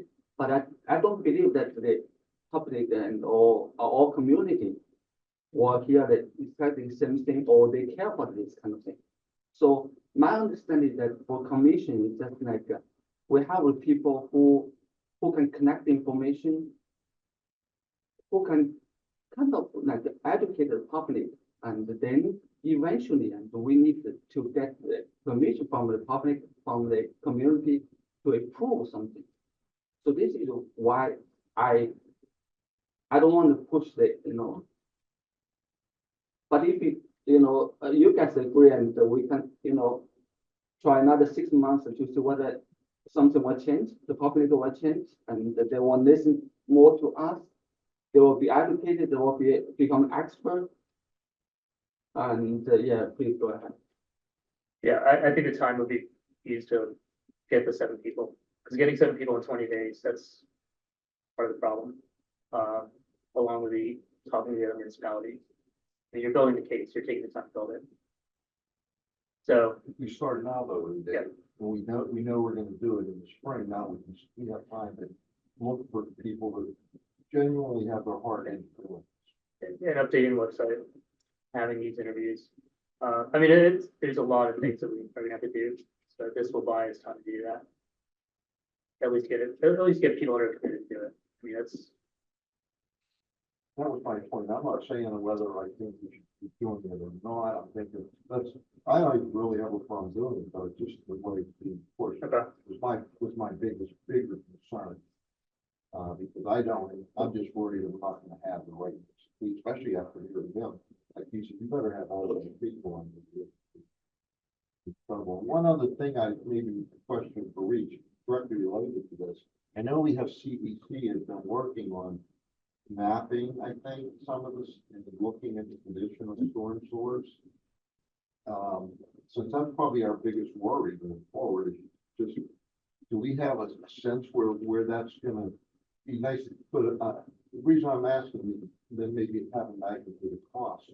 Yeah. If we had an assessment. I think that the report they put together, they estimated just based on municipalities our size, that we're probably gonna be looking at $750,000 a year in stormwater repairs. But Above and beyond MS4. Really want to do cammering and. We were, but we didn't go through all of it because there's an expense involved with that. So they just did some testing and then came up with the report. I thought we were still going groups and tabs.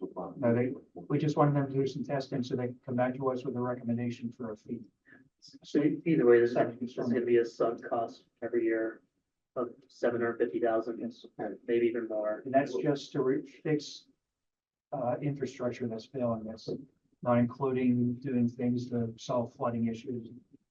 And those are today dollars, not 10 Yeah. not dollars, 10, that's. Well, that's good to have that, because we need to have order of magnitude, I understand. And how many years would that go on for each over here? For the water, for the storm water. Yes. Is there a light at the end of the tunnel? It's potential, right? So it's all in place. Yeah. Yeah, It starts over. yeah, fortunately, we do have a lot of newer communities where they more than likely have plastic pipe, although even with plastic pipe, if somebody pours chemicals down, that destroys the pipe as well. But along with all the PennDOT roads that we are now our responsibility, I would think we're looking at 10 years at least. Could be as many as 20 years to replace all the pipe, but that kind of a level. Because we did a random check to see if the facilities that we had mapped actually were there and what the Yeah. they were and all that. And it seems like every time we get a complaint that we put a camera down a pipe, the camera only goes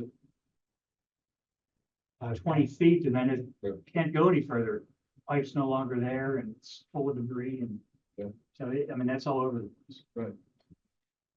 The final question is, Yeah, that, I'm just thinking if we put this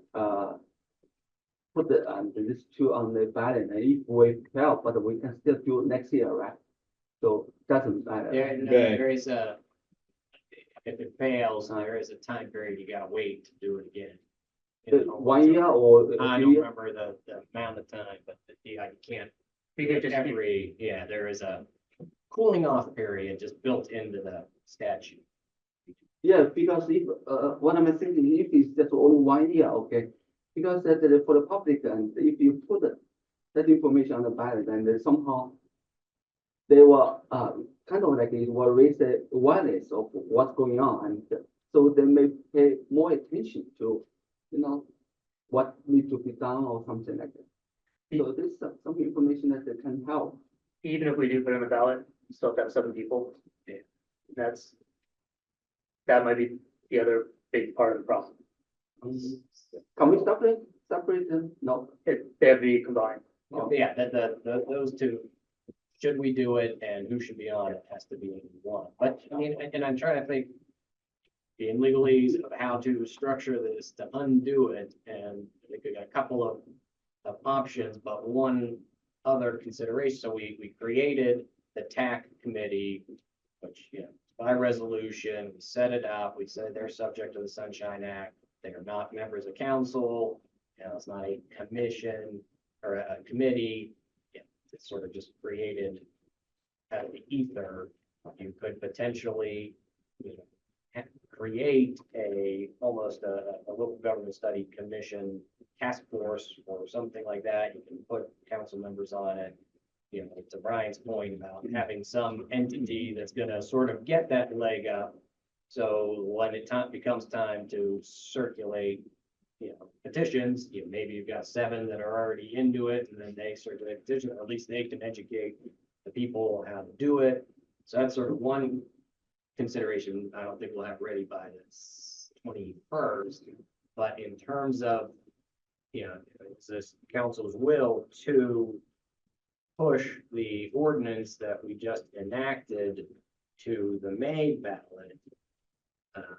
Or are we rescinding the home rule, and whenever it becomes time, again, in terms of the period, we would pass another ordinance?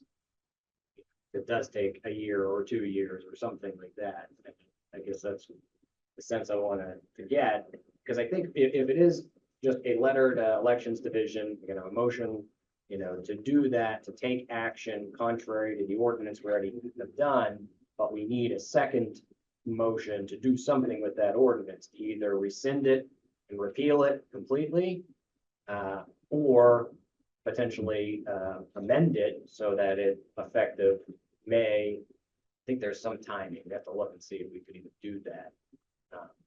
I would think, why wouldn't we just it's whether you amend it or, why not just repeal it and just reintroduce it? That's one option, but I don't know if you were that set on doing it in the spring. Well, Could you I even do I it? think we're talking loosely, we are, but what if we get into some studies and we're going on and we're Not ready to do not it. ready Yeah, for the spring, we can reintroduce it.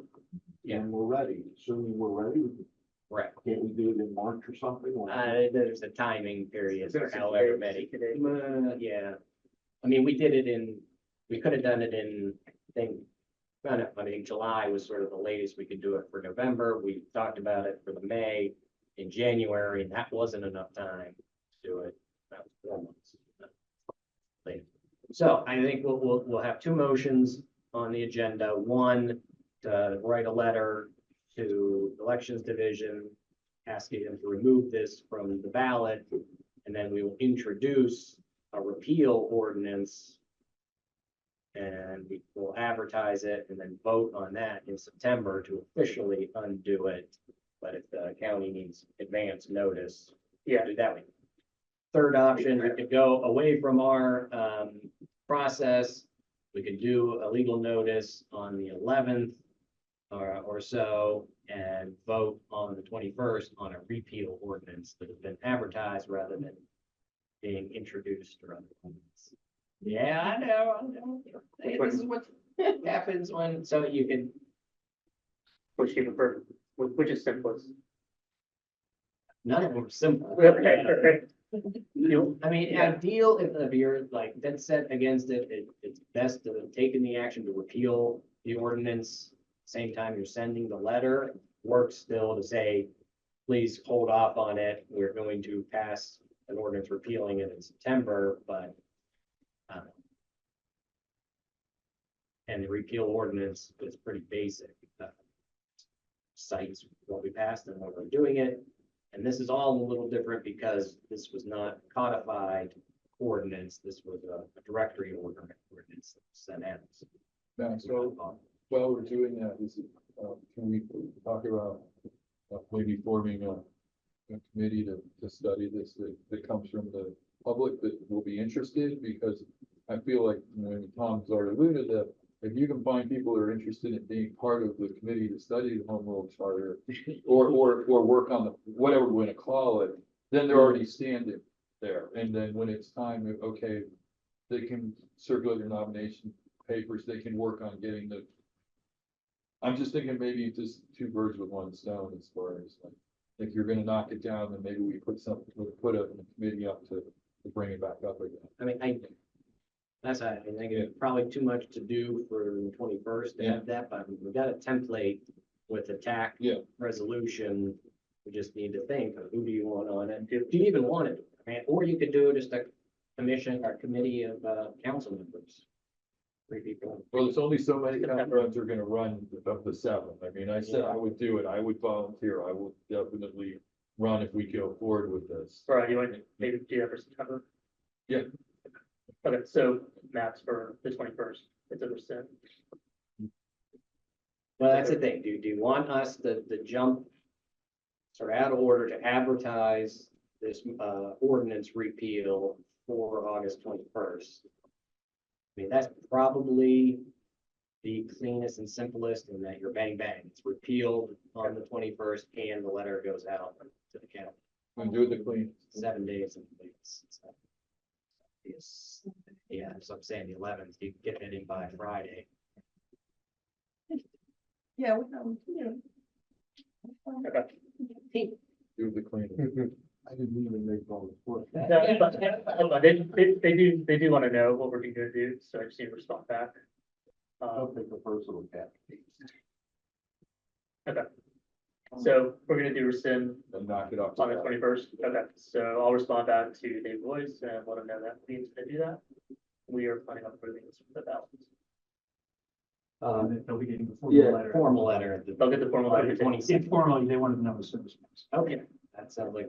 Yeah, before we finish that one, so do you guys have any idea on like how we can educate the public? How we can, get people, Well, I want to form like a an advisory committee that does this, does all the work for council. I won't think, I mean, I kind of threw that out. I haven't thought of it. Don't think there's any prohibition. It does seem kind of weird if you sort of mirror what is supposed to be set up through this ballot. Not empowered to come up with a charter at the end. That's They're not guaranteed they get the spot on the commission. Well, they'll have to But run if the you wanna nomination, do- they'll have to run the nomination papers Yep. around, and hopefully there's gonna be at least 7 people who are that interested, that are gonna do it. But for simple messaging, we can maybe put information on our website.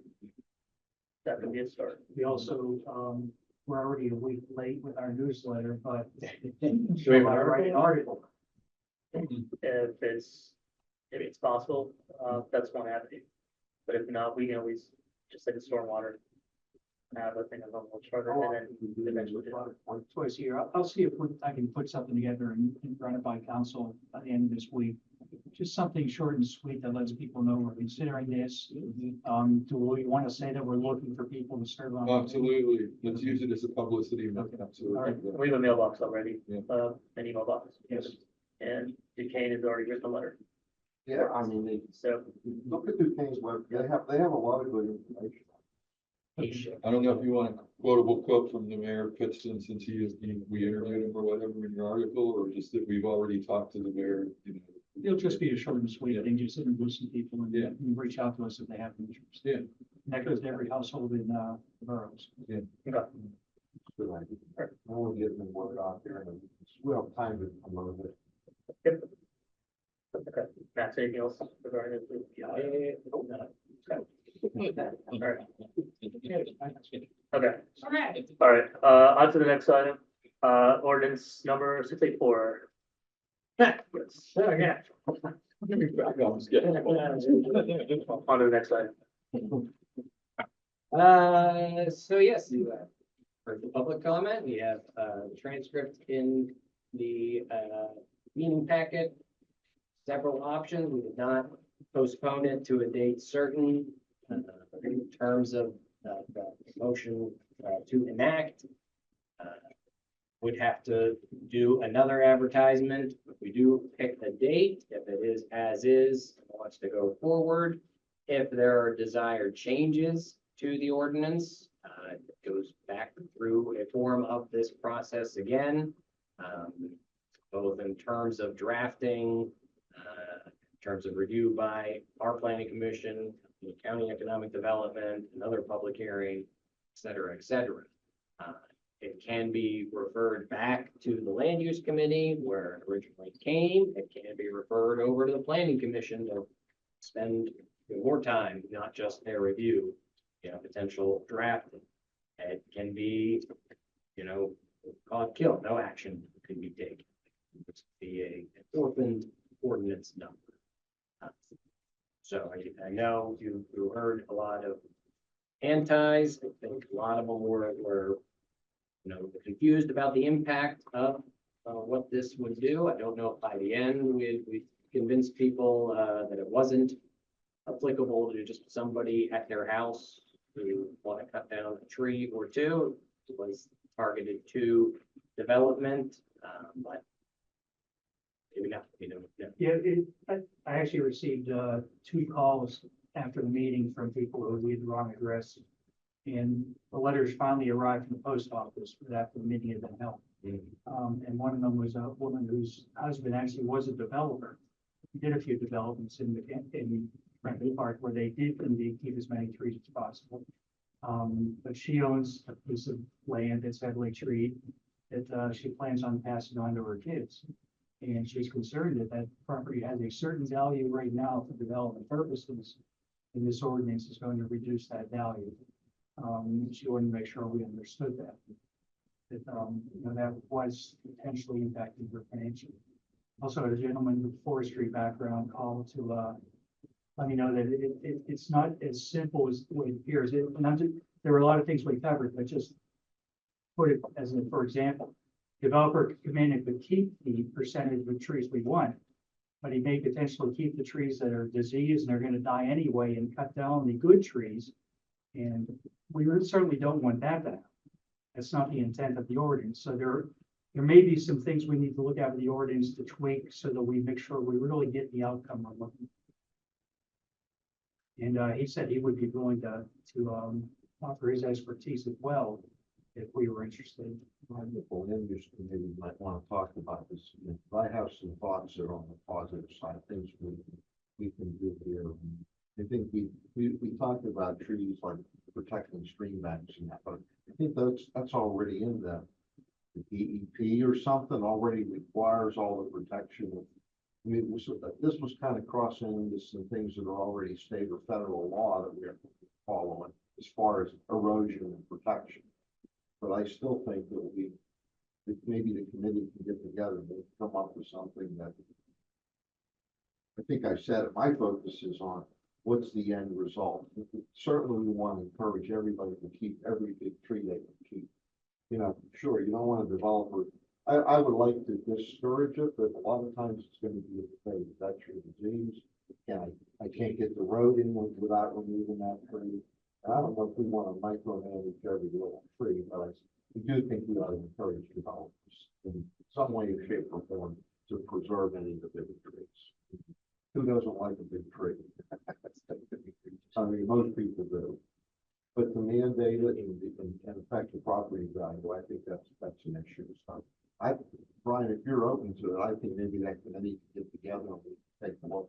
I've got some more red lines that I reread it again and or you on that committee. I think I'd you're love right. to keep working on it. And I think there's a lot of benefit from it if we can get something that's acceptable. No, I totally agree. And I think that, you know, I'm looking at some of these developers now, they're putting in some really small trees. And, you know, I talked to my son who's an arborist and he said, well, you know, once you get too big, you know, they don't live. You know, you have to water them, you have to put the gator on them, you know, the rubber donuts around it to keep them. Nobody's gonna track that. Nobody's gonna track all of the maintenance of them. And, so there's a fine line between how big you want to go. And I'm learning a lot of the stuff as I'm going through it. I think we need to balance. We want to get something that the end product's going to be something that the borough will be proud to see.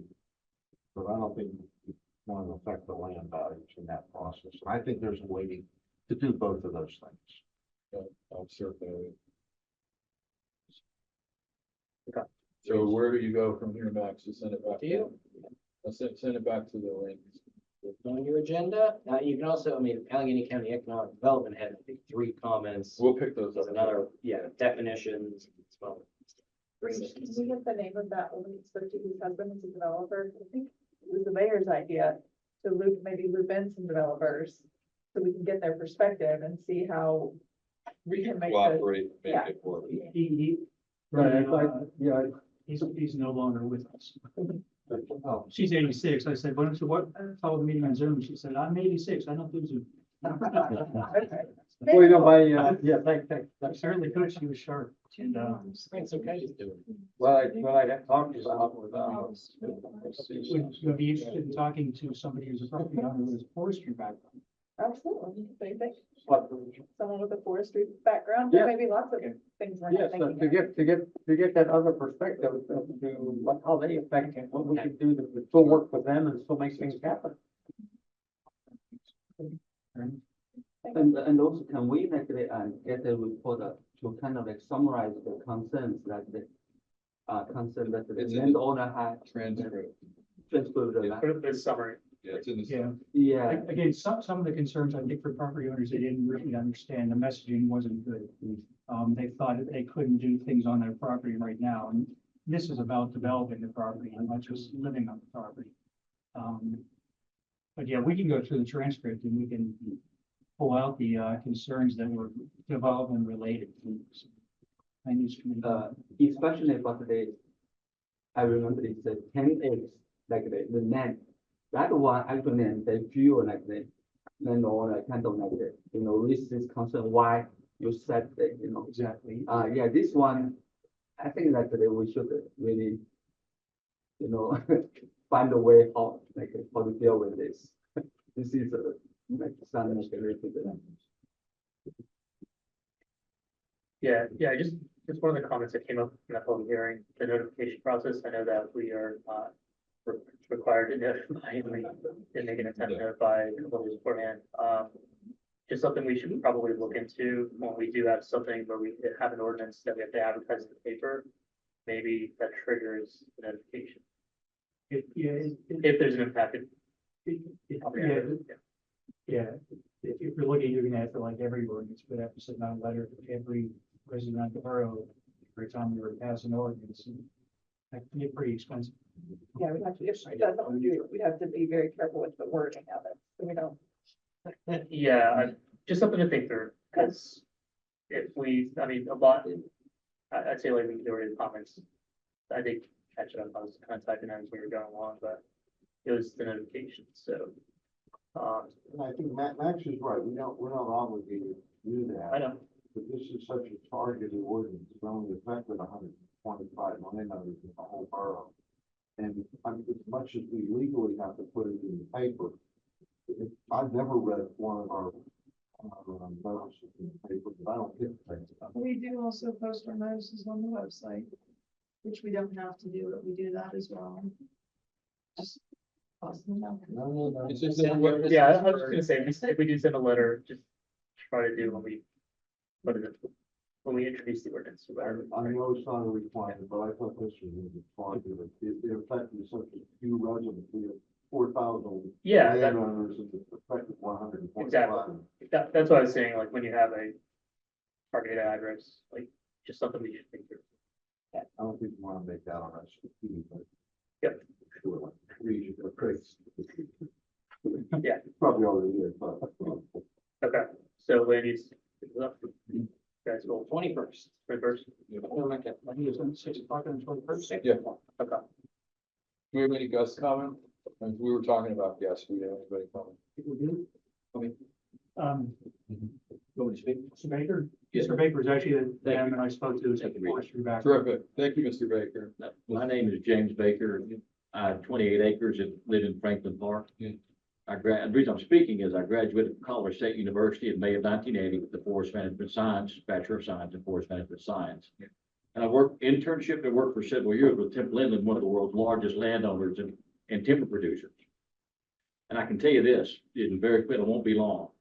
If you look, I would invite all of you to come to my 28 acre, but when this was put together and I read it, and I've been down this road before, it occurred to me that there was really no science behind how this was put together.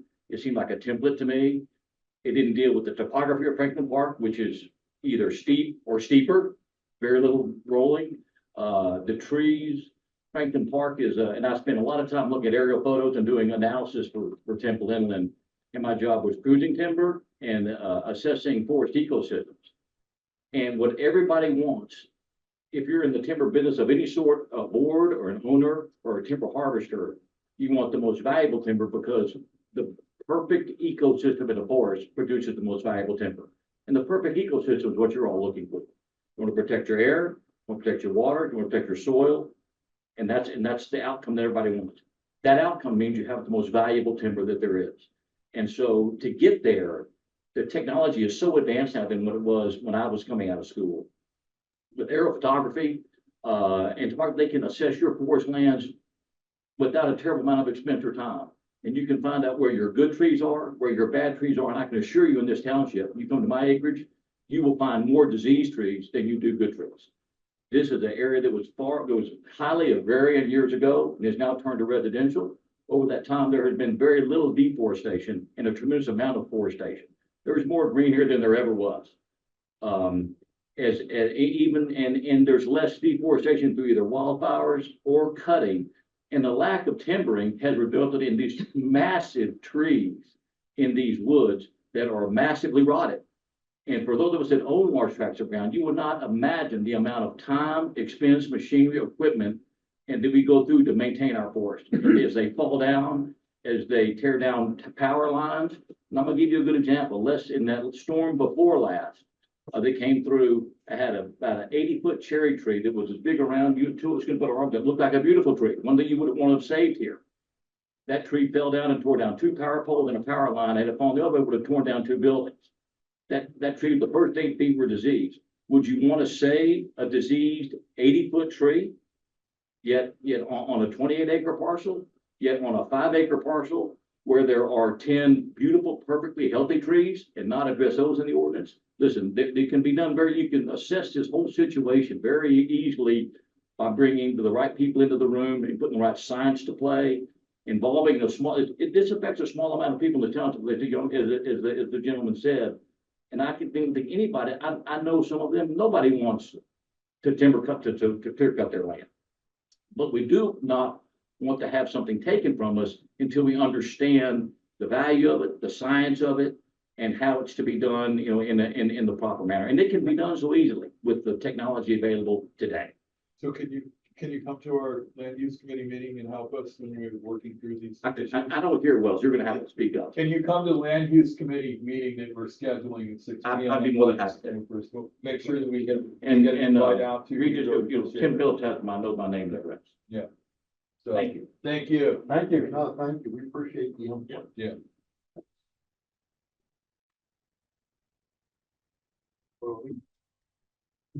Yeah. Going to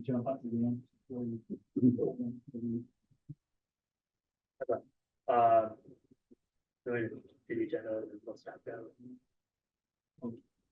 Yeah, let's keep going. So on the agenda, Max. Short one until we started going to do. One item. One more item. Still short. Short-ish. They find anything? Yeah, wanna buy something? You got room. Yeah. Be adding a French application. All right. We had some, the only one here, the summary offense, arrest ordinance. Was advertised and introduced last month. Sure. Cool. All right, reports from staff, borough engineer, solicitor, Scott delivers. This in addition to, administrative things, I've been spending a lot of time really trying to get Springboard up to the current, still working on it. I've got a lot of the accounts current, but not all, so we're challenging once figure out what time. Just kind of get through some of the nuances of the system and the ledger. I did put together a list that I included, Kathy, I think, sent out to you guys. And we can discuss any of those items on there if you want. It was really the only thing I was going to mention this time.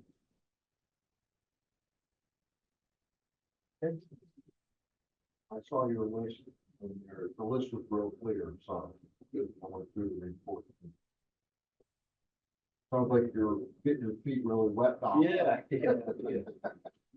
It's true. I'm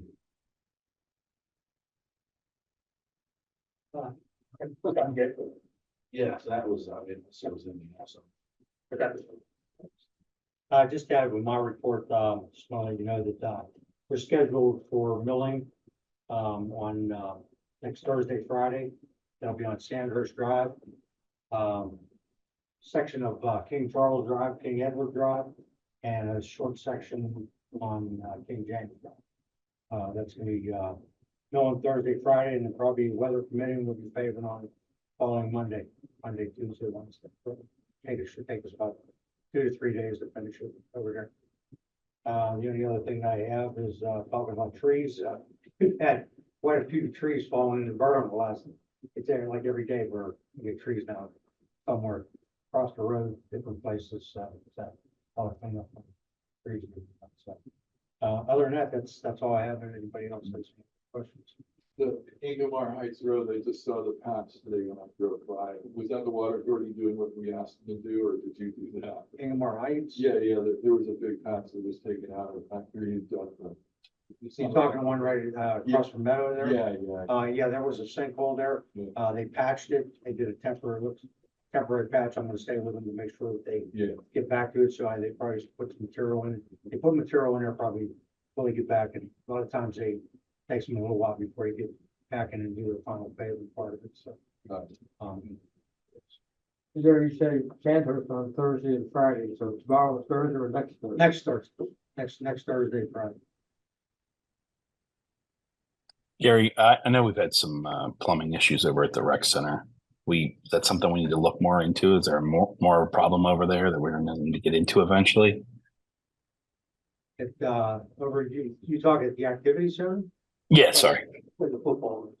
Oh, the football, yeah, yeah, that's probably something, the football area, it's probably something that needs to be put into the budget. I was talking with Jim about that. I mean, we might have to do an update or upsize on that grinder pump that's down there. The other problem we're gonna have is we're gonna have to dig that line up. That line goes from the fence where you went to the fence down by the lower snack shop there. It runs up alongside of the asphalt, coming up towards the activity center, then it goes directly across the front of the activity center. And around the one heading out towards the main drive coming in there to the left of that, like you're heading down towards the yard waste. There's a manhole, that's where it ties in. So that's gonna have to be, you know, if we do that, go that route, we're gonna have to dig that up and end up doing some work on the asphalt and stuff there too. So, but it's probably ought to be something we put into the budget to upsize that. We've been having problems, quite a few problems with that line breaking. Just, you know, I don't know what else to say besides, you know, it's just a line, you know, probably some of the age wise and probably areas, you know, down at the bottom area, just a couple areas, it's just breaking. So it's probably Okay. Does that, I know we had a couple overflows at the activity center too. Does that have anything to do with that or no? Those were separate. Those were totally issues. Okay, Like running. but nothing bigger there, Jim, you think that we need to look into or plan for? For hours. Okay. Downstairs. Okay, thank you. Yeah, that's all I have. Thanks. Tim? Tomorrow's our zoning hearing board meeting and we have one application for a sign variance. And then planning commission this month, the only thing on the agenda is the townhouse opens. Did I read the application for the sign variance correctly? It's zoned for residential, but they want to sell it for commercial use. Was that your understanding of the application? I think, well, they want to sell best and highest use. So, it's in the R4 zoning district, so there's not a whole lot of commercial use they can do there. So that's what I was confused about the application. Yeah. Like, why did they? Okay, that's good. I mean, Yeah. it's more of a commercial application because it's basically being advertised as multi-family lot. Kind of related to that, I think that didn't that fellow write something that all the other properties advertised down there have bigger signs? No, he said the commercial properties get bigger signs. Oh, is that what he said? But they're not in the R4, nobody's got a big, right, nobody's got a big, yeah, that's what's. Commercial allowed to have bigger signs? In some cases, depending on the development. Now, if this was a development that was underway, had approval, they could have a bigger sign. But it's not, it's just land for sale. I believe this is the one that wanted to do an event center at one point, isn't that? No. Is that where the event center, that was a different one? This is just one of the most. That's the part. Okay. Filled with like bliss. All right. And I believe that there was an application on this property a few years ago for the same thing and was denied. Yeah. You might have even been on the board. I'll have to try to look that up. Wouldn't be just on, would have been president. Yeah. Yeah, you said planning commission is for his meeting, for the ordinance, Pardon me? the townhouse ordinance, is it just a discussion on it, or is there? That's all that's on the agenda. Okay, all right. And then there's a question, I received from a resident about the Locust property. Are there any violations? Or is that? They have a permit. It's under construction, but it's not doing very well. Okay. All right. I mean, I, you know, come the deadline on that 2-year permit, I think we're gonna be in court again. Is the deadline coming up or? No, we probably got, I'm gonna read it off the top of my head, I'm gonna say 12 to 14 months. Okay, but nothing earth shattering right now. No, and he's just not doing it. Yeah, okay. Again, it's just sitting there. And even his attorney called me and told me he couldn't get a hold of Dave. He's been ignoring him and wants to know the status. And I says, status is nothing doing. So he said, I'll try to get her. All right. That was like a month and a half ago, so. We had such high hopes. Okay, okay, yeah, and they disagree. Both in Michelle and Russell Ridge, so. I'll help that, so, okay. Not an issue. Yeah.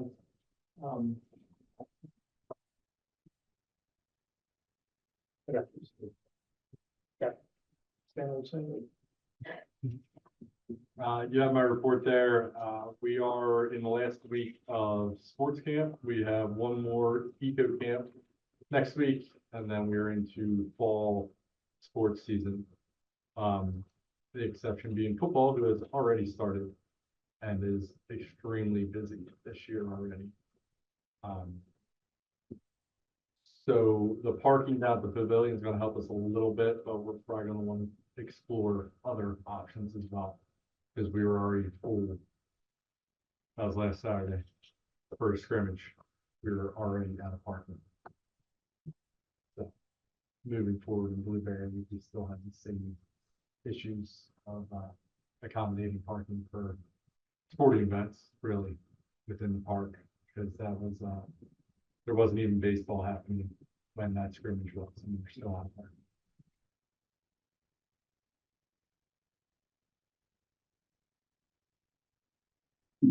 All I have. Zach. Sorry, go ahead. Go ahead. Zach and I also received a communication from the new NA soccer president. They still very much want to pursue some McKinney style fields down on our property, but near Acorn Park. So I think Zach and I will sit down and talk to him. Supposedly, his name's Aaron Savitz. He's already spoken to Tiger Pride and I think another organization, and they're all interested in more field space. Obviously, it's a constant need. I know that we've talked about this before, and one of the roadblocks kind of is a comprehensive park plan.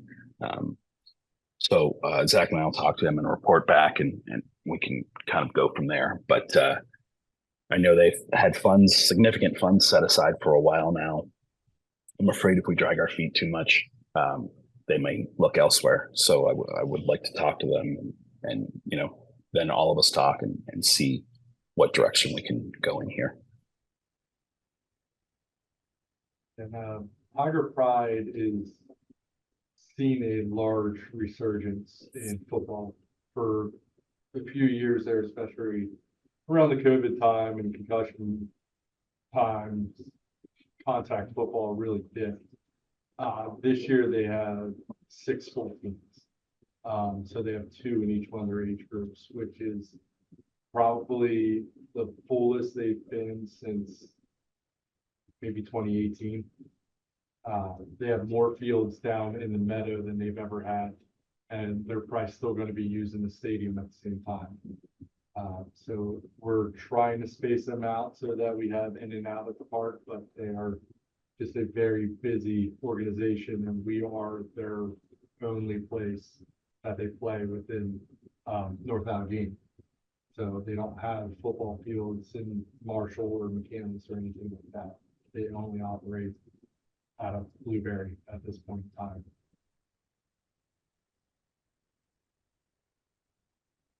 Is that right? Or are we left to put the condition out? I don't know where else they would move, to be honest. There's not the other. And what's going to build them. Yeah, well, McCandless won't build anybody any fields, but No. yeah, there's just not a lot of room anywhere else to build fields. Nobody really has land access. Like, we do have a little property still around, but a lot of the other townships don't have land that they can. And football is not the only one. There's lots of other sports. The first one that I'll tell you is cricket. Cricket wants our field, and we're the only one in probably 25 miles. You know, the next ones are almost in Ohio, South Park, and I think there's one way up, probably like Slippery Rock, Oil City, running north that way. So that's because they take so much land. I mean, it's just a large land use sport. So yeah, they're gonna be knocking on doors of the other places as well to try to get land. And it is growing in that area, but I don't, to do a full football field really takes a lot. Unless you're going to essentially build a turf field like Pine did, make it be purpose, across multiple, you know, you turf it, you get football, you get soccer, you get lacrosse, you can pretty much do anything on it, and weather is a lot less of a factor when looking into it as well.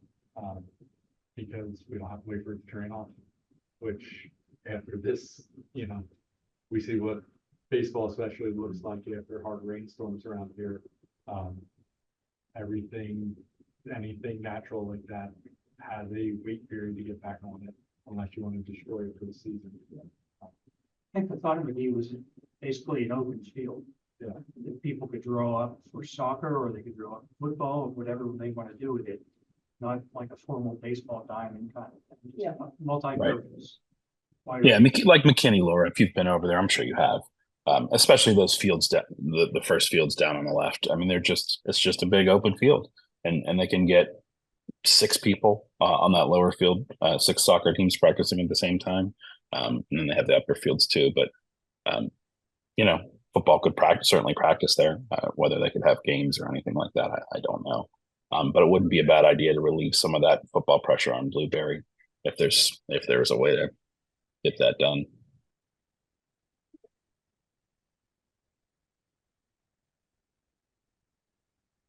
That's good. Just the other thing I would have mentioned was the golf outing was a success again.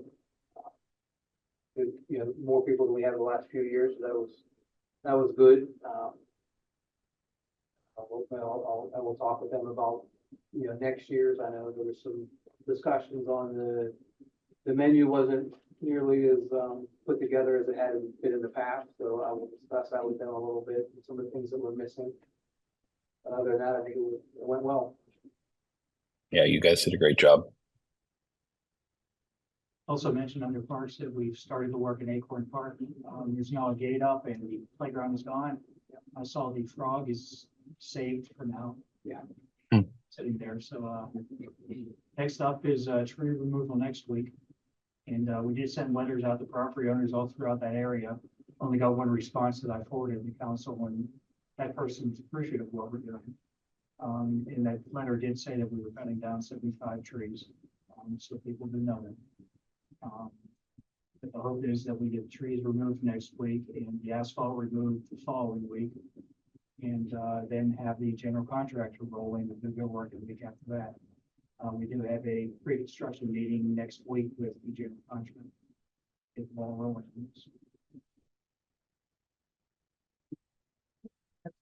Okay, we submitted a report last week. I guess there's a couple of things to add to it. As Reach mentioned, we have an event next week, right on Parliament. We're just working on getting the grant paperwork put together for that one. Sorry, I'm having trouble hearing you. Yeah. Yeah, we're working on getting all their final forms, the county forms from the grant paperwork. And then we sent the advertisement over for Clover Hill renovations that opens in August 6th.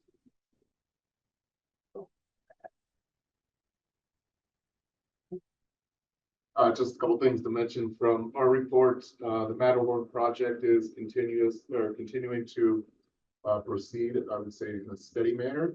They have the subbase all completed, and they're starting to bring in the amended soils probably tomorrow. So that's a good sign. We're anticipating about 3 more weeks in that one. The Fish Run J joint permit received administrative approval on Monday. So that means we're kicked into the technical review as of Tuesday. And then just one last thing, we'll have the MS4 report for the borough's review at the end of this month. And it'll, the due date is the end of September. Yeah, and technically, we're supposed to have all of our projects done by the end of September, so we will be asking forgiveness from DEP because they look in an audit, and we'll have to see what they end up doing. Because we'll have one project complete, not four. We're not the only ones out there in that situation. Yeah, we might be ahead of others. And it's Okay. Chief. I'll only highlight my report. We're now one of the cool kids. We're on Facebook and Instagram, so follow us. And clicked on it today. I'm following. yeah, there you go. By the way, So- thanks to Julia, she helped Donna set up our instrument. Yeah, there's the borough one now too. and we're friends. We're friends. I'm figuring all that out. I don't have it personally, but I'm figuring it out. So, yeah, I'll highlight that report. And then the other topic is, executive session.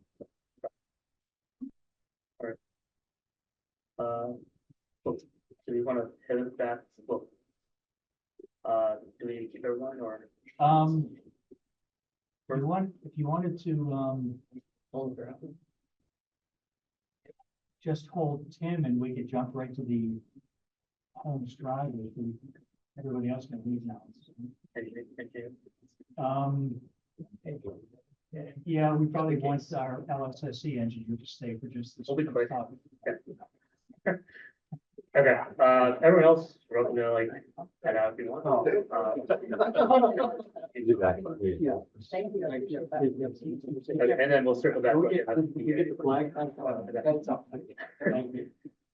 All right, so, stormwater patio, 1713 Holmes Drive issues, So, well, let's start. So we had the work session last month. I think Tim was gone, everybody's gone, and it was brought up going around the table that you received an email from a resident that had those details of the hardscape or so. About a couple days later, you know, our office received the stormwater operation maintenance plan. I recognize the name and everything else. Typically, we record those, you know, upon receipt, and that's part of the plan, but knowing that these questions had come up, you know, reached out to Tim, so wait, should we hold off on this? And so we're waiting a bit, and then the gentleman did come to public comment, and gave his the comments there as well. So we've packaged up the stormwater operation and maintenance plan, and maybe his emails in the packet. I'm still confused as to, you know, what his issue is. If he already has it, you know, let's say designed, he's showing what the sump will do. He's done it for the ordinance. He prepared it. It was, you know, going to be recorded before he started raising issues sort of after the fact. And by and large, I mean, our stormwater management ordinance says you have to use BMPs for certain small projects and other types of projects. It has the pre-engineered design and the calculations. It's supposed to be done easily, you know, for residents when they put on an addition or otherwise take control of their stormwater rather than on a development-wide basis. I guess his point is that he cannot put in what is designed and what he shows he's going to be putting in and make it effective, but I haven't heard a counter proposal or that he's gone to an engineer and said, well, here's my property. Forget what the easy thing is, design something that works here and how get that approved. Is that where we are now? Or like, why would he give us the plan to record, but then say he's not gonna build it? Okay. I mean, really, I mean, he did the job, he didn't get a permit for it. You know, we sent him a notice violation about it. He spent several weeks arguing about it. Realized that it was like big in blood, and I liked it. And wrestling with me was no fun. But so he did do it. And the problem is that it's like an 800 square foot patio, and since he's built it, it's watching the guy below him out, behind him out. And so that's where I got the call from, was the neighbor saying, well, I'm getting a gully washer.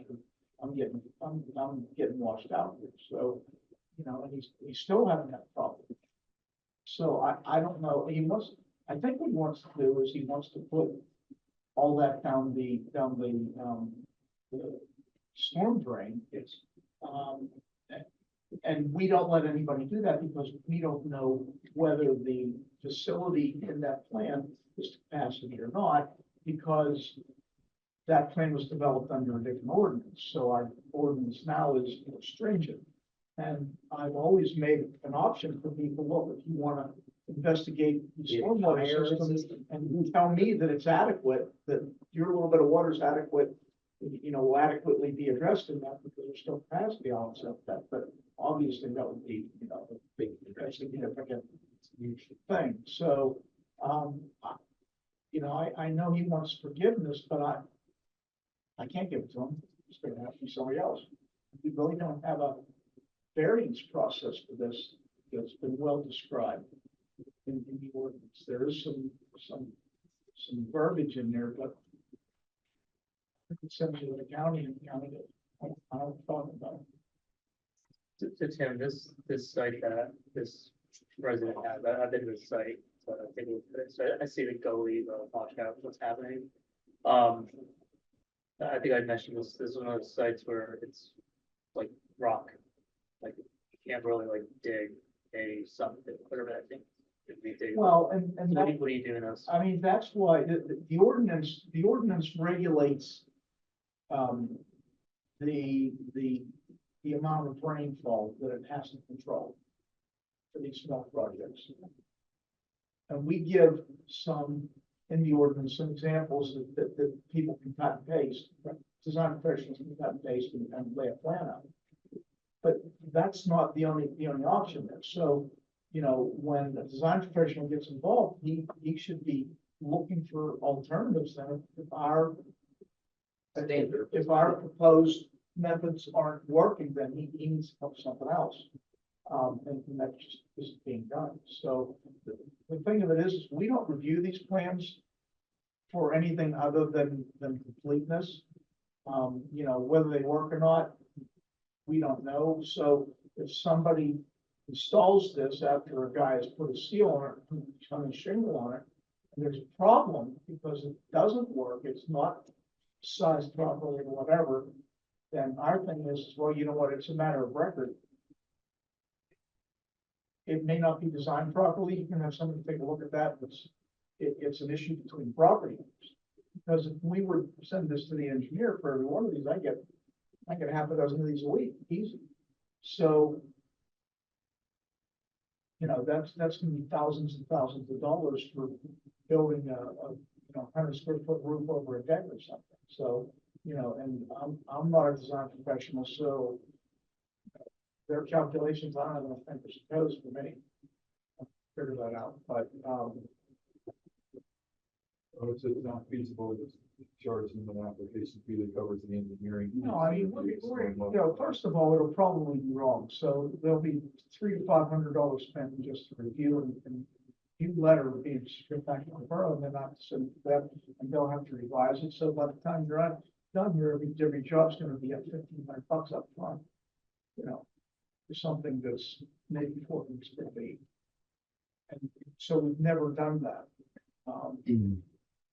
It's always been there for, you know, the design professional who's still on, who am I to question that? And we go out and make sure that whatever they're proposing is built to that standard. And then, you know, if it doesn't work because it's not sized properly, that's between property owners. This isn't an issue of sizing, but what he said to us was he can't put it in because it's all impervious. You can't dig, you can't put the thing in because there's no. Yeah.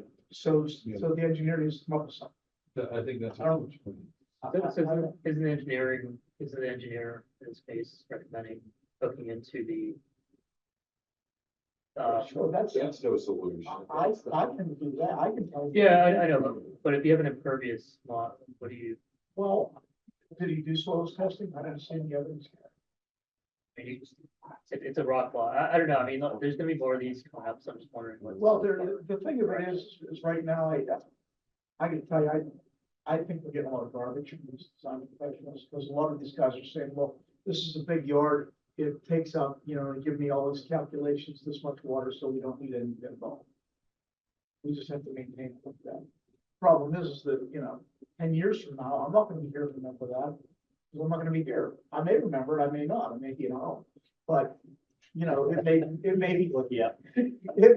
it may be 3 new lots, and all of a sudden, if this guy's built, and his backyard was designed to take it up, or is dumping water in his houses, and we got an issue. So I think these small projects even have to be addressed. I know we have a lot of issues, with stormwater, and I think that, we have big issues, but I think there's small issues too. And a lot of these design professionals I see stuff that people are sealing, and I'm thinking, this is stupid. It's not common sense, but who am I? Who am I to help you with the design professionals? Sounds like you're arguing for sending it to our engineer and passing the fee on to the property. And also, there should be a disincentive in this, in that if you're gonna build an 800 and whatever square foot thingy, but you can't provide for the stormwater, then you shouldn't build it. So you should build it and then say afterwards, now I need a stormwater plan. That shouldn't be happening, right? Yeah, I mean, When was this built? Was this built like 15 years ago? Is this? well, I don't know, it's been wiping this guy up for a few years, but I think he's been arguing back and forth and finally got sick of doing it and told me to, that was several months ago, and we've had a lot of gully washes instead. Yeah. So he keeps on calling me and saying, when's this guy gonna do this? So, I mean, I don't know how the soils are in the yard where they're planning on putting the bed. Did they do soils testing throughout the whole backyard, or was this just this one area that he kicked a few rocks and says, no? I'm not sure, like. Well, Right, and neither am I. So. I mean, I mean, there's a lot of variables there, and we get a lot of garbage. We do get a lot of garbage. I'm not fighting with people over stupid things every day, which is just common sense and they're not thinking. If you see it for you, just tell them you're gonna have to pay the engineer to look at this. Well, I told him that, Yeah. and he didn't like the answer because the engineer put together something that he cut and pasted out of our book. No, I'm even more, I'm saying our engineer who's then gonna send the builder down for the process. Well, because that's the we're- problem, but we don't, Yeah. Glenn Smith doesn't design, for this, for Yeah. that. They need to do something and produce it. We can review it in terms of That's the review, yeah. but it doesn't sound like he's done that. I mean, he has copied and pasted and presented the sump pit by the typical ones, but if you can't install it after the fact, It's not really a plan. no. And if he hasn't, he's been given the option of, yes, you could tie into the existing system, provided you can show that it's not gonna overwhelm the existing system. That, yes, would be, did you give him that option? The option I give him is you have to have this electrician, and that it may be simply cutting a long trench along the backyard and putting a level spreader on and letting it just leach over and run into the yard instead of a pinpoint discharge. That sounds okay. I mean, I'm just GMP. off the top of my head here. So whether that will work or not, I don't know. I don't know whether there's enough infiltration capacity in his backyard, if it's big enough, or maybe it's bring more soil in, or I have no idea. So I'm a little confused. He submitted a drawing that was a cut and paste from our book, sealed by an engineer. It can't be built. And the engineer says this isn't gonna work. That's what I said. So get a new engineer. So he said, you can't do it, right? So Tommy says they can't do it, so let me tie into the existing, what's the one, whatever. But I Why would I you gotta- give it to us if it can't be done? that's what I'm saying, now do I trust him when he says that our existing stormwater drain is gonna work properly? So, I mean, this is what I deal with every day with a lot of people. They just throw boogers at me and expect me to really stick to my word. This is the only one's come to public comment. Okay, so the resident has to work with a designer, an engineer. Maybe a different engineer, but. Find design to work. Yeah, find design will work. You would need to submit a plan, if it's not organic. To control that 800 square feet, whatever. Yeah, I mean, and from what I understand, the guy has done work in his yard with French drain systems because he had a water problem. And since he's done that, that's even causing more problems offsite. But we don't regulate French drain systems. We don't regulate stormwater at all unless there's a permit involved in the construction. So, you know, that's another added injury to the insult. And so somewhere in the backyard, there must be some trench or something. Okay, so. Yeah, so I mean, you know, I don't know what he has out there. He might have things out there that none of us could know about that's causing these problems and, or adding to the problems, and, you know, he's just claiming he can't do it. It's a hill. That's, it's, from what I saw, it is literally like going downhill. So, you know, I mean, if you would connect, you know, this trench around his patio into the stormwater system, it probably wouldn't hurt anything. But everybody's gonna wanna do that when that That goes, will because hurt some. it's a lot easier to connect into that than recharge your groundwater and do an PMP. Don't forget, he said there's others out there with the 800 plus square foot stuff that's. Well, I know, and I've looked at stuff, but a lot of the stuff that of the addresses that he's looked at do have permits. They were permitted long ago, before any stormwater stuff was up, so they're grandfathered. And some of it, I don't know whether it has it or not, because I can't see it. I can't trust me. And then the small project portion of the stormwater ordinance, that only relates to on-lot controls. So anytime you would propose setting that water off his lot in the existing storm surge system, that would go into the, you know, overall ordinance. So you have to provide the plan to, you know, for us to review or road review with rate controls, all that. But I gave him that option. But I mean, that's really not an option. Yeah, that's a lot of work. I mean, that's thousands of dollars. So are we not recording this? You're gonna talk to him one more time and say, council discussed it. Say to him, because if I tell him he's gotta have a plan that works, he's gonna tell me, well, the engineer can't do it. As we go to magistrate. Okay. I don't have a fix here. He wants a fix and I don't have it. Kind of sounds like he's got to work it out with his engineer. That's what I think. Yeah. Yeah, we can't advise on the engineer, but that's. The dude can't give you a plan that's impossible to install and go, here, I did my job. It's not gonna work. Can't believe that engineer turned that in with a seal on it. Oh, you would believe It's getting a little scary. So that's form over substance, right? I'm gonna take a cut and paste and put them things. Okay. And Tim, do these pits, do they have to be a certain part of the lot, or can they be anywhere? Well, there's some regulation. There's no regulation how far it has to be from the property line, but it has to be like 10 feet from the foundation, so it doesn't infiltrate into the basement. And so that there's Can't not be a in lot. the front. Yeah, you could put it around the front. I don't know whether you can get it there. I don't know if it flows uphill, but All right. you put it in the side yard. I mean, these people don't want to be creative when they don't want to do I it. understand. Okay. You know, and you know, there's other options. You could do a fire retention. You know, that might be something that you'd probably have to bring soil in to do that.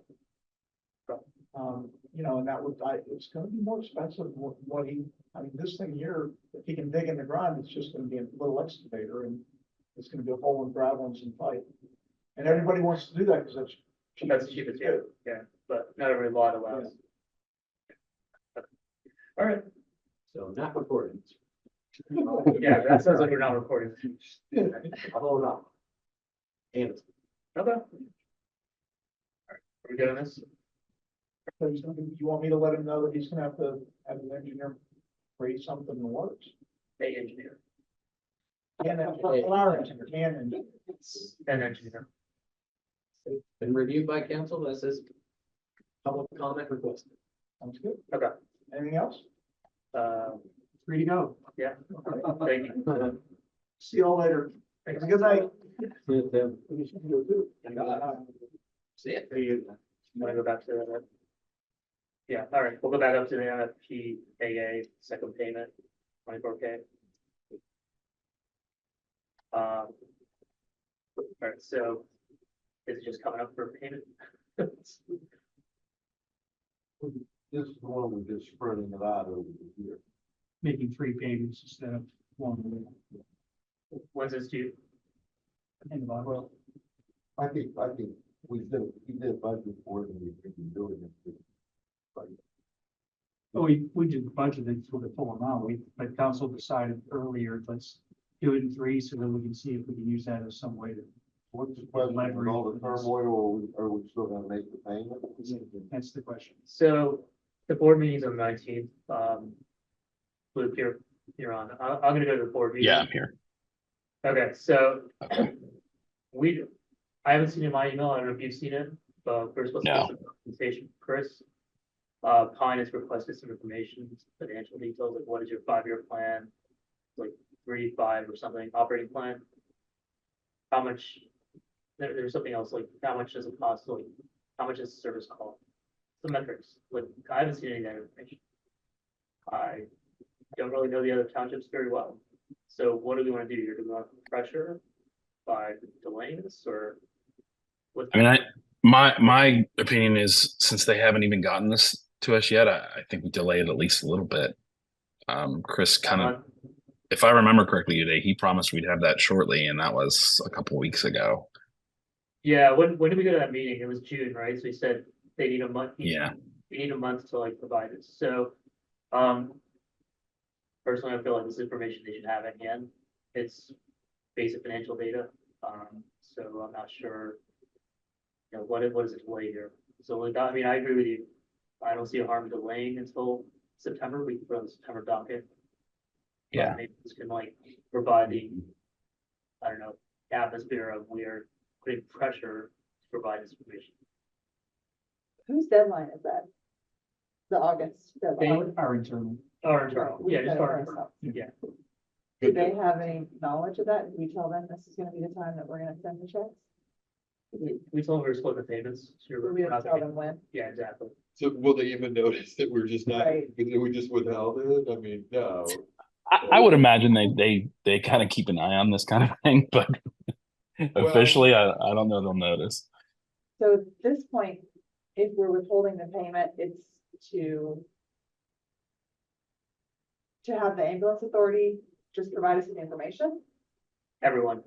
So they were supposed to Yeah. provide everyone, all 5 members with financial clarity. Just what their 3, 5-year plan is, and then the other metric is how much, what is an idle call cost and how much does an active call cost? Just basic per Right, usage costs. Yeah, basic metrics, right? The Pine's argument is we don't understand your financials. We can't understand like how you're operating.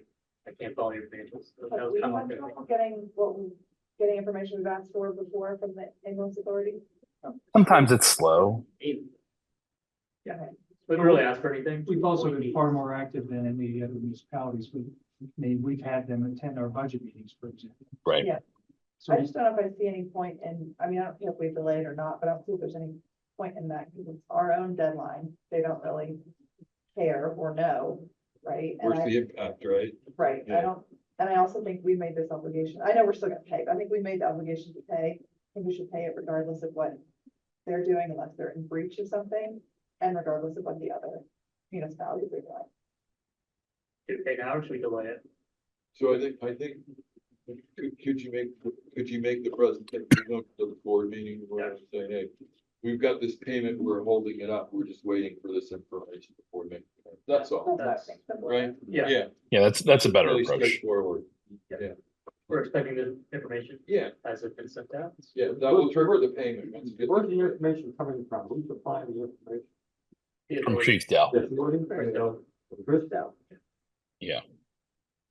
And you can informally let them know that too, so when you go, before you go to the board meeting, you see Beforehand. that's what happened.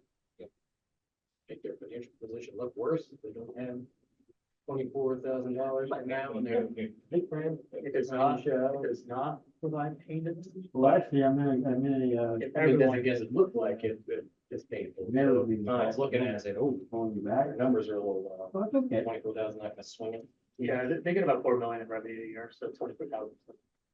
Nothing, but it is, it's at least like us, not just like blanket paying constantly, which is what we've been doing. I'm not sure if it'll change much, but at least like we can use this to get that information. It looks like a little bit of oversight. I mean, it's like. Yeah, that's my point. Not really a carrot and stick kind of thing, but hey, we're still waiting on this. Yeah. We are paying attention, we do want. And we're on your side, and when the other municipalities complain and you don't give them information, we stick up for you. So let's not do that. Yeah. Okay. We're going to do this for September. We're okay. Luke, September, is that work? Yeah, that sounds good to me today. You can decide September and late if you want to do as well. Okay. Maybe we cut checks every 2 weeks. Okay.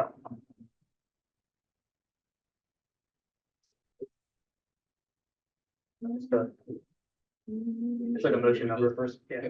First payment by motion? Yeah, that was.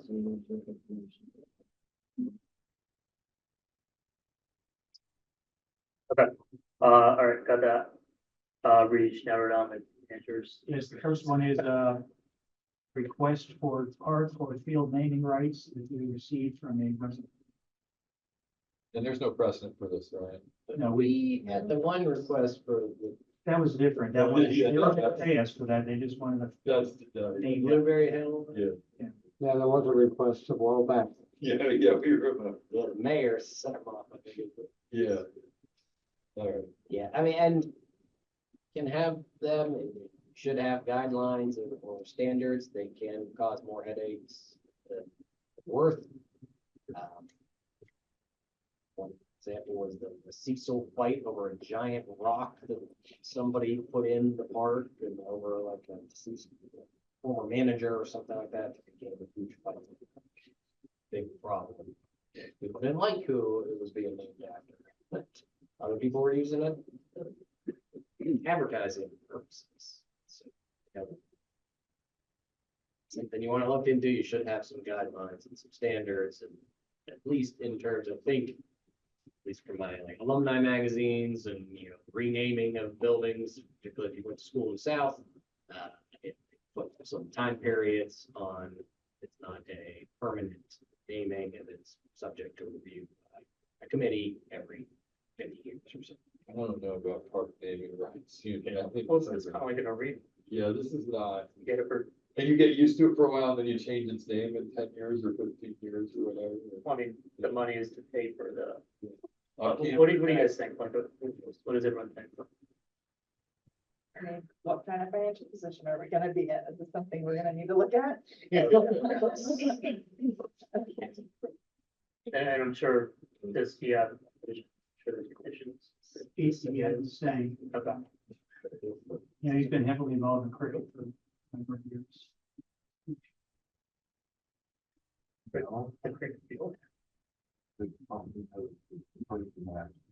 Yes, yeah, he doesn't anymore, but he formerly ran the cricket organization. I can tell you that in McCandless, we didn't accept advertising or naming rights because you really have to be careful what you're doing. There are communities who sell advertising in the newsletter. Our only advertising on our newsletter is actually people who have contributed to the develop element. That's a whole different thing. Yeah. So you have to be cautious about it. And well, and the Little League already sells a ton of advertising up at the fields. So there's that. I mean, if you go up there, there's banners and ads all over the place. Yeah. But that's not us. I think I agree with Brian that we don't want to be changing our name every few years. Kind of like, It sounds a little wacky. yeah, whatever Star Lake is now. I mean, I can't even keep track of that. It sounds weird for a public park that all of the municipalities. What about the cricket fields? He said he's involved in cricket. I mean, is it really, would we really call it a field? I mean, it's just, it's a literal field. I've actually never been there, but I know it's pretty big. It's just it's just that top section at Lynbrook. It's just all wide open green. There's no infrastructure. Yeah, it's a field we'd love to improve. It, you know, cricket folks have said it's the best field in the area. That's probably because it's. There are definitely some ways we can improve it, and it'd be great to do, and to make it safer for all the other people who use the park, because I don't know if you've ever seen cricket, but they hit 360, so that ball can go anywhere, and it's hockey is hard. How have we gone about naming? There's like a couple memorial places and things that are named after people in certain parks. How have we gone about that? That was done Yeah, by- that was a. Yeah, Go ahead, Richard. Nelson was after a employee who passed away on the job. We've any other Keith. Yeah, We have a the pavilion, right? Yeah. donation from. Yeah, you know, Well, that, the history on that is that, when we were, working with the, Allegheny Land Trust to acquire that property up there, off of, Lynbrook, which is 100 and some acres, 100, whatever that was up there. There was a write-up in the paper that, about when I was doing that, and I was pretty involved with that whole process. My friend, John Lensner, who is in Ohio Township, he's very much into, preserving. And, he liked that whole process. He liked that I was involved with it. So I think overall, because, I think John brought in a total of probably $75,000 into that process. And as a result of that, that's why the stone is there, and that's why the pavilion is there, and why it's meant for, it's basically because of his involvement and bringing in probably more in a donation than we've ever received before. he should talk about donation too. And John requested, something. Probably ought to have develop some kind of a policy on it.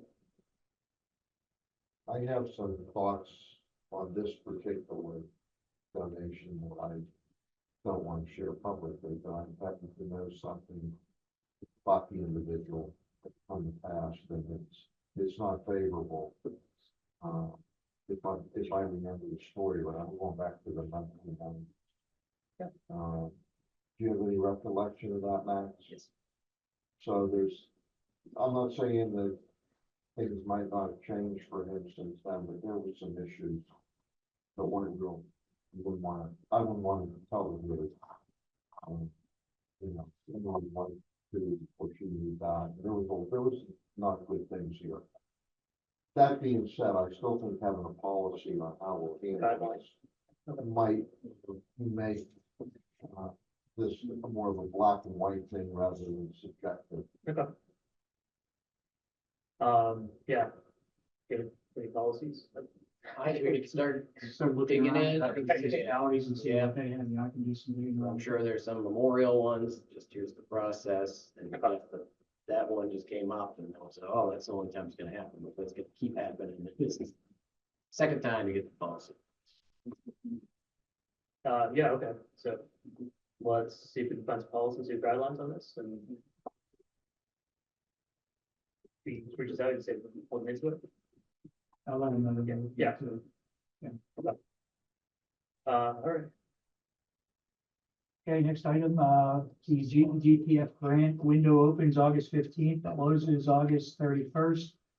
Would like to apply for a grant for 3 bridges for the trail on Blueberry Hill Park. We've had washouts there. They've washed out the land bridges. The wood bridges are still there, but barely. It's a jump this far to get to them. Yeah, now that we know how expensive bridges are after going through the ACOR process, LSSE is putting together some information on cost estimates, so that we can apply for a grant. Turnaround time for these is pretty quick. We have GTTF grant, $215,000 for Acorn. We applied last year in August, and we were awarded in the fall. And grant documents we had by early this year, so it's a very quick turnaround. We already have the DEP permit in hand for the stream crossing, so we don't have to go to that process.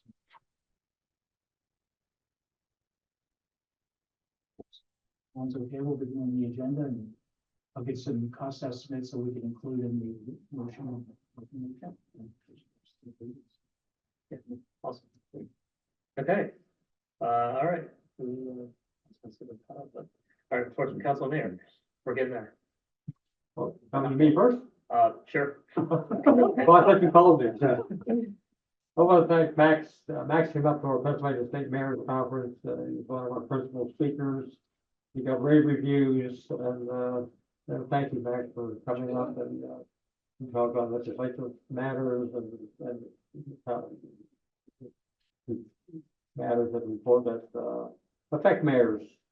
And it's a good group. So Max, thank you very much for coming up and all the way to Johnstown. And I want to thank everyone who worked last night with National Night Out, all the for first responders, fire, police, EMS, public works. It was all set up and it went fairly well, but the rain took us out.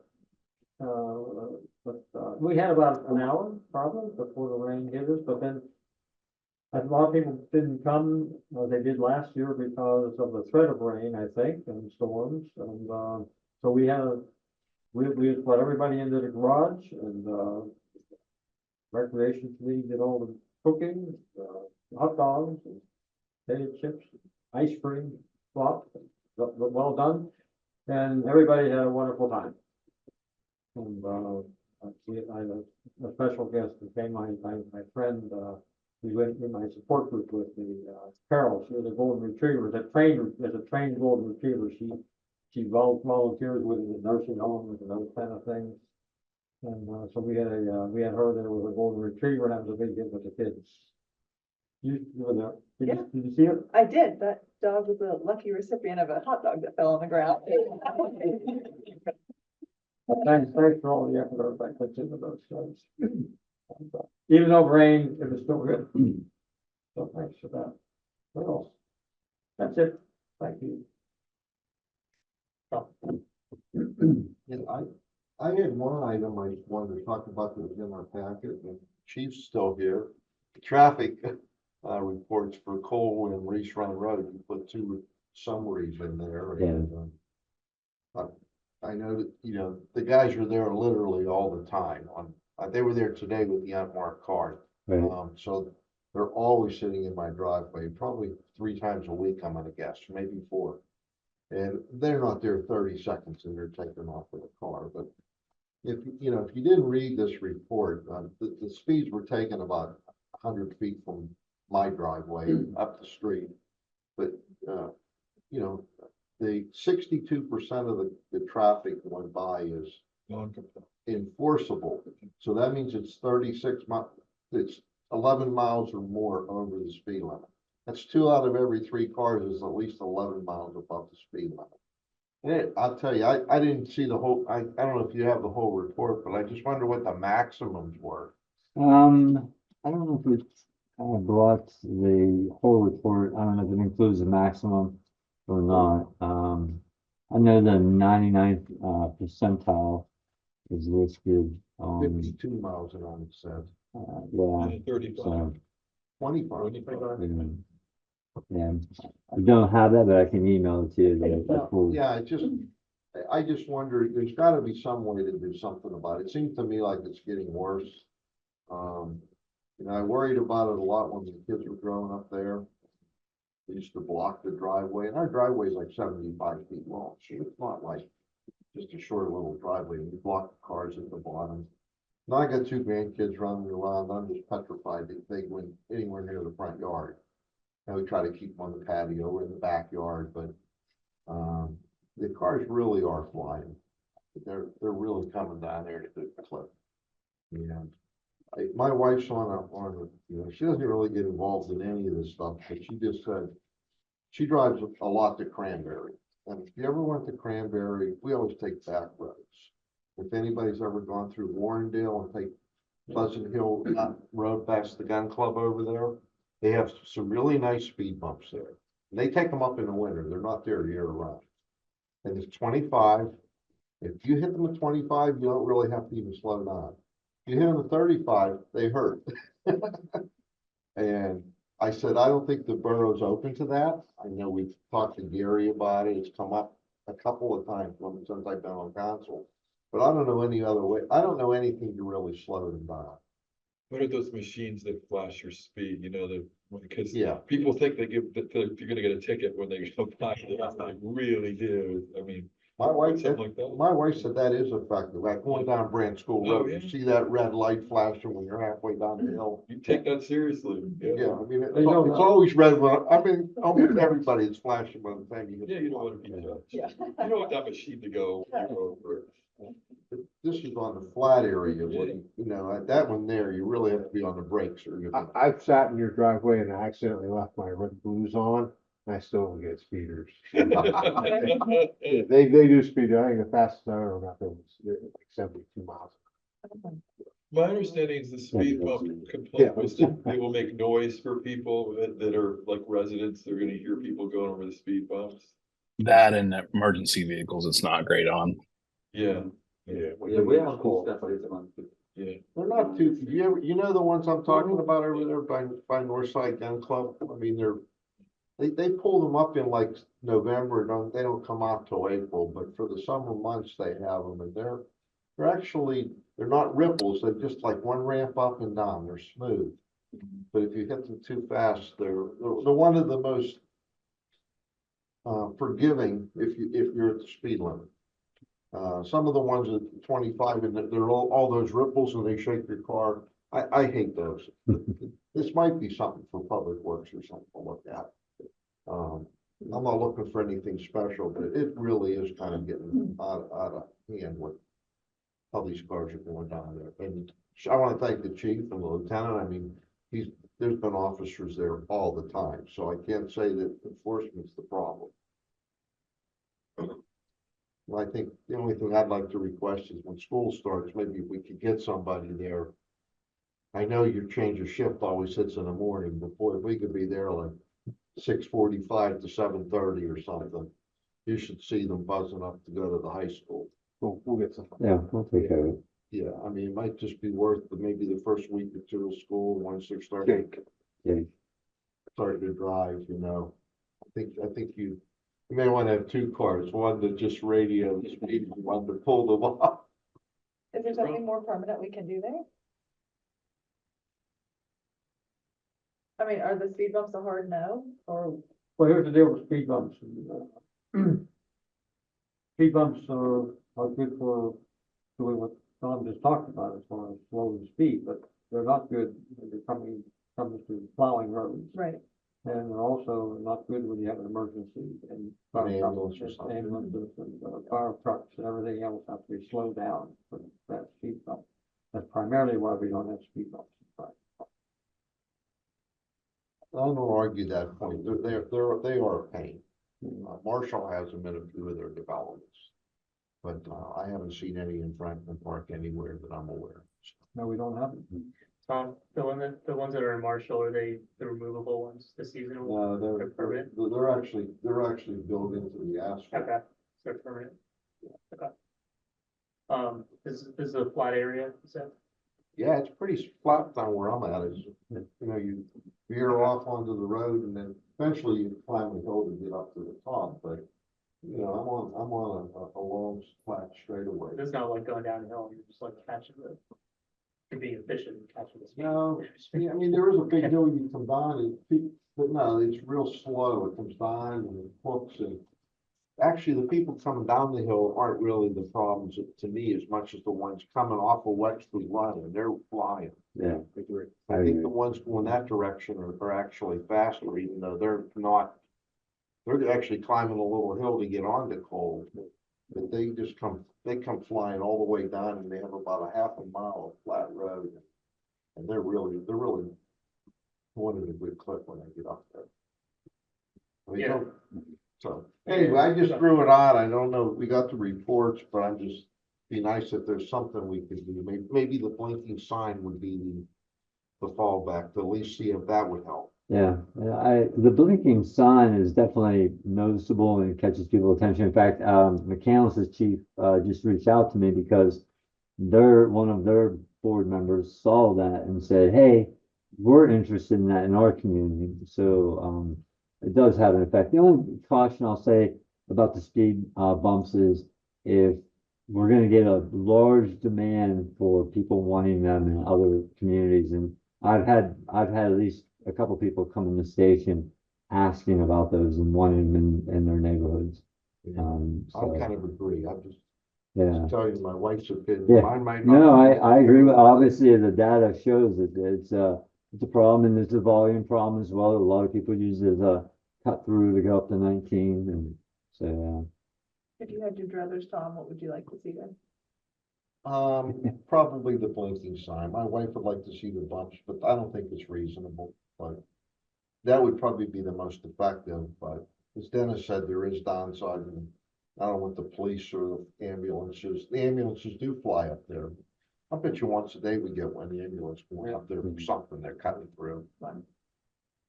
And also the plow, from what I've heard too, it's hard on the plows. It is. That's why Marshall picks theirs up before it snows, and you know, you can go there and you see the holes. First time in the spring, I usually go out to Costco that way, and I'll say to my wife, better slow down, they got the speed bump back installed. You know, it's spring. All right, that's all I really had. I just wanted to share that. Yeah, we'll see what we can look into. I believe. I just want to follow up with Tom and for what he has discussed. Actually, and we have talked about also something like this and on the Nicholson Road. And if there is any permanent solution to that, and I would like to suggest to build something also on the Nicholson Road, and because the people usually drive quite fast, and but so far I don't think that we have found any good solution. And the people living near that road, they kind of complain that people usually drive quite fast. I don't think Nicholson's percentages were anywhere near this bad though. We've asked PennDOT multiple times to reduce the speed limit there, and they won't. Last letter wasn't. Well received. Yeah, you're talking a 45 mile an hour zone versus a 25. So it's a little different. I go down Nicholson a lot, I might hit 46. I really don't have trouble staying 45 or under on that. There's that sign there too, if you're going south. There's a blinking sign right when you get on it from up by Sheets. You got the sign there. And I don't see it. I drive it quite a bit because I just hate trying to get across 79 and all that, especially coming from the north. You come from the north, you can't make a left on there and get down there. It takes forever. So a lot of times I'll drive the whole loop all the way around just to avoid having to sit there for like 4 cycles of the light just to get off. Anyway, that's another situation. But I think that sign does help, and I drive it enough, but I don't really see a lot of speeders on it. It's traffic volume issue. There's a lot of cars. It's hard to get out from any of the places. Right, that's right, the volume. yeah, we had 67,000 cars in 10 days passed on Nicholson. Yeah, there's a lot. That's true. You have a lot of traffic. Especially even with the 45 marathon, they still that can cause some issue. So let's see. Sure. Yeah, so I met with Mrs. Platt last week. We set up the Borough Instagram and Facebook, and we also got it off. It was connected to her personal account somehow. So we fixed that. It's no longer connected there. So yeah, just follow that and that's about all. What's the Instagram name? I think it's Franklin Park Borough. Yeah. Okay. Excellent. You all done with it, or for more work to do? It's all set up. So there's nothing posted yet, but the account's set up. And Instagram. Yes, and Facebook. Facebook, fine. Facebook's there. Yeah, we got that one, it was connected to her personal account, so we made it separate then. Oh, I see. Who's personal account? Mrs. Platt. Oh, really? Mhm. Oh, Donna. Yes. Oh, how about that? Thank you, but thanks for what you've done. Yeah, no problem. So who will take care of it? Mrs. Platt was working on it, but now it's just not connected under her name. I know, but and who will take care of this in the future? Posting, yeah. Posting. Donna will do it. Yeah, Mrs. Platt. Donna will. Yeah, Julie was showing Donna how to do it, so Donna can do the push. Yeah. That's, yeah, Francine, Yes, friends with Franklin. yes. So you can follow, Yes. but you can't put input, you can't put, but I glanced at it today and I clicked the follow, on the follower. Mhm. But are you able to make comments? Once there's a post, What's what? once like Donna posts something on it, then you can comment on it. Oh, it's Donna does. Yes. Donna will be the one. Okay, and then do we review that? I mean, you never know what somebody's gonna put on there. Right. So is there a method where we're critiquing what the responses are before they actually get on the site? You have to be careful with that, Mayor, when you have Yeah. public forum. You cannot shut down people's free speech on the public forum. It's not- Well, there's a disclaimer, at least on the original one, that Yeah. just said here are the guidelines for Yeah. what you can do, and I think we struck as one was like no offensive posing. Well, that's what I'm not, But you can't. Yeah. well, that's what I'm not talking about Yeah. free, Yeah. I'm talking Somebody about can offensive. criticize. Yeah, well, I think you can knock that down, yeah. There's a, So what I'm asking is a review of the comment before posted. No, same as Facebook. Yeah, Somebody can post an offensive comment and then we can take it down. Oh, Yeah. okay, yeah, Potentially, but we're not reviewing ahead of time. No, you can't. yeah. Okay, and who's watching that? Donna. Mrs. Platt, yeah. Hold on, another job for Donna. I have, Would it be easier to turn the comments off and the lights on? I was just wondering, like, It's a possibility. Okay. Yeah. I didn't know if that, like, you all thought about that, but It's all or nothing. yeah, it's all Yeah. around, just in general. I have some really good legal language, that I have on our site that I can share with Donna, that she can put in there that covers exactly that issue. Yeah. No, Oh, does she? Okay, That's perfect. yeah. Cool. That's good. How many followers? We got 21, 20. What is the followers? I looked at that number. We're up to 230 on Facebook and we have like 80 Instagram followers. Right. Not exactly trending. No, not yet. Well, and all fairness, I've only been up for about a week, No, there's- so yeah, I'm still working on it. We hung signs up. I had Detective Starko go to all the businesses, get permission to hang signs up, so you'll see our QR code everywhere. And unfortunately, we got rained out, but we had a big sign for National Night Out. Scan our QR code to join. So Yeah. we'll see. So tell all your friends. Very good. Yeah, I see you laughing at me.